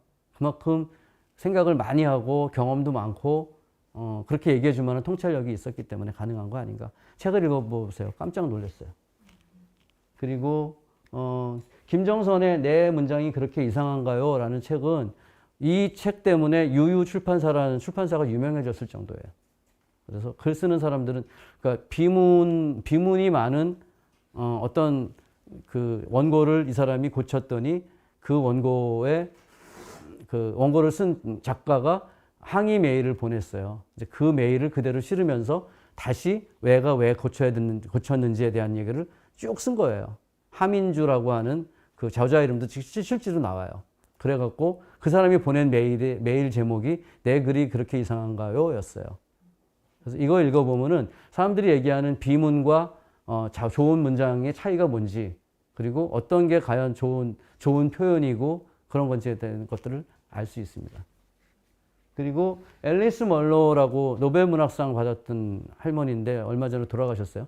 이분의 소설 중에 미움, 우정, 구애, 사랑, 결혼이라고 하는 단편집이 있는데 이거는 뭐 제가 어떻게 표현을 하냐면은 하도 짧은 단편에 인간의 어떤 이상한 면, 사랑스러운 면, 뭐 감동적인 면 이렇게 잘 들어있어서 우주인이 와가지고 인간에 대해서 빨리 알고 싶다 그럴 때 이 책을 권하고 싶다. 이제 그럴 정도로 너무너무 뛰어난 그런 단편들이 들어있습니다. 심지어 재밌어요. 그래서 꼭 한번 읽어보셨으면 좋겠다 라고 말씀을 드리고 요 책들에 대한 것들도 그리고 글쓰기 아까 뭐 어떻게 사는 게 좋은 건가 얘기를 했다면은 구체적인 방법론으로 글쓰기 하려면은 컨디션에 대해서 말씀을 드려요. 컨디션이 굉장히 좋아야 돼요. 몸 상태가 좋아야 돼. 몸이 좋지 않으면 마음, 정신 다 좋지 않습니다. 그리고 사생활이 단순해야 됩니다. 되게 복잡하고 여러 사람과 계속 뭔가 연루되어 있거나 아니면 뭐 조금 이따 이혼해야지 뭐 이런 생각하고 있거나 그러면서 좋은 글을 쓸 수 없어요. 그러니까 좀 안정된 사회생활을 갖고 있어야 되고 착하고 바르게 살아야 됩니다. 되도록이면. 왜냐하면 글에 그게 다 나타나요. 삿된 마음을 가지고 내가 이걸 속여서 써봐야지. 난 착한 작가로 포지셔닝 해야지. 사실은 나쁜데. 이런 건 성립이 안 되는 것 같아요. 그래서 되도록이면 착한 마음으로 살았으면 좋겠다. 그리고 당연하지만 매일 써야 된다라는 거죠. 몰아서 쓰거나 뭐 물론 루틴은 돼요. 뭐 옛날에 샬만 루시디 같은 사람은 런던에서 카피라이터로 일했었는데 주중에는 계속 일을 하고 주말에는 소설을 썼대요. 근데 주말에 굉장히 열심히 쓴 거죠. 그렇게 엄청난 소설들을 썼던 거고. 어쨌든 저는 항상 목사님이 신을 믿어라라고 얘기하는 것처럼 저는 항상 주장하는 게 글을 쓰면 인생이 달라진다 라는 이야기를 합니다. 이건 정말로 제가 믿고 있는 것입니다. 마지막으로 영업을 하겠습니다. 다음 달에 새로 나오는 글쓰기 책의 제목은 살짝 웃기는 글이 잘 쓴 글입니다 라는 제목이에요. 이것도 제목 고민을 굉장히 많이 했었는데 원래 제목은 글쓰기 유머와 위트 있는 글쓰기였고 그걸 좀 바꾼 게 뭐 유머와 위트가 당신의 글을 살린다 였었고 뭐 여러 가지로 막 하다가 결국은 살짝 웃기는 글이 잘 쓴 글입니다가 편집부원들과의 투표에 의해서 됐었습니다. 그리고 부제로는 이제 카피라이터가 터득한 유머와 위트 있는 글쓰기 이렇게 좀 설명을 좀 달았고요. 그래서 제가 추구하는 거는 그거예요. 유머 있는 글을 쓴다고 해서 유머로 점철된 글을 쓰면 안 된다. 그거는 개그 작가가 하는 일이고 개그맨이 하는 일이고 그리고 그건 유머로 그냥 그쳐요. 근데 그게 아니라 유머는 살짝 들어갈수록 훨씬 더 좋다라는 거. 그리고 유머와 위트 사이에는 항상 페이소스가 있어야 된다라는 그런 것들의 그런 글쓰기, 그런 삶에 대한 것들을 추구하는 그런 작가가 되고 싶습니다. 오늘은 여기까지 말씀드리고 잠깐 질문을 조금 하고 질문을 좀 받고 아무거나 질문하셔도 됩니다.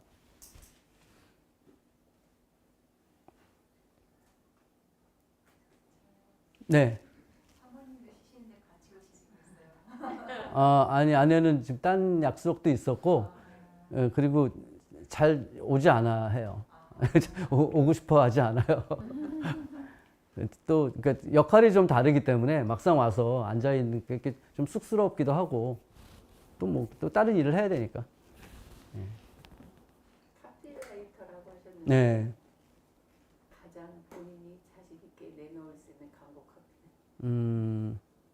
최근에 썼던 것 중에 커피가 착해서 커피에 반하다라는 슬로건을 썼었어요. 커피에 반하다라는 그 브랜드인데 그냥 브랜드가 들어있는 슬로건을 쓴 거죠.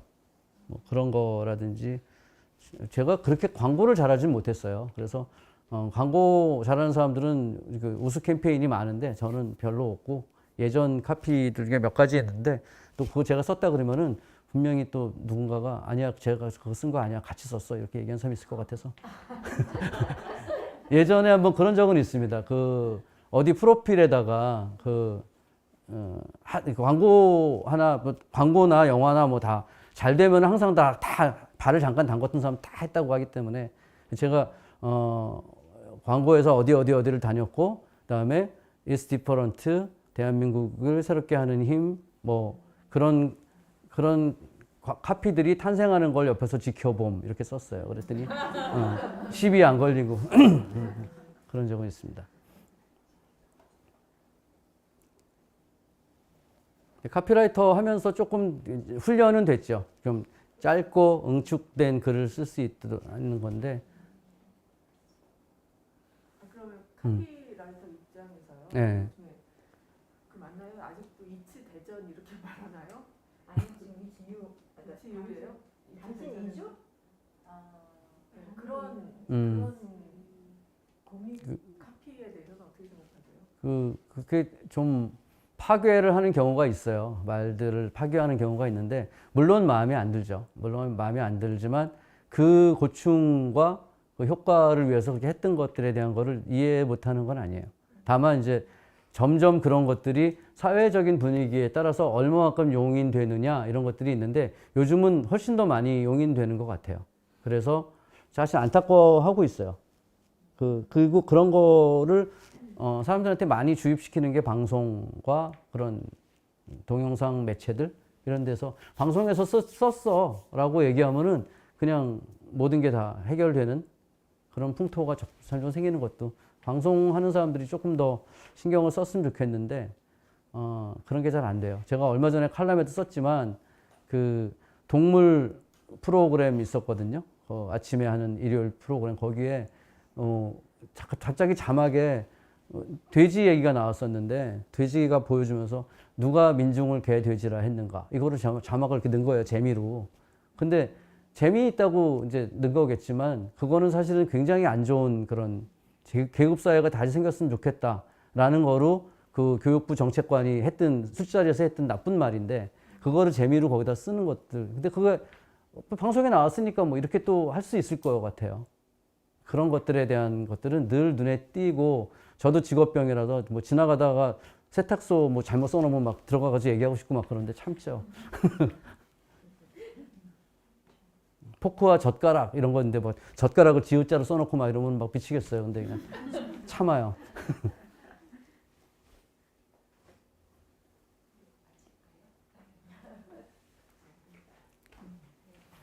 아, 거의 예. 또 말씀하세요. 아니요. 거의 2시간 동안 수고해주셨는데요. 좀 논다고 굶어 죽을까? 뭐 이거 의문이 풀리셨나요? 근데 마지막에 보니까 모두 여기 모신 분은 착하니까 작가가 되어야 될 것 같은 느낌. 글을 써라 이런 것 같은 느낌이에요. 저는. 예. 아, 그 멀리서 달려오셨는데 첫 차 타고 오셨대요. 큰 박수로 마무리 부탁드립니다. 감사합니다.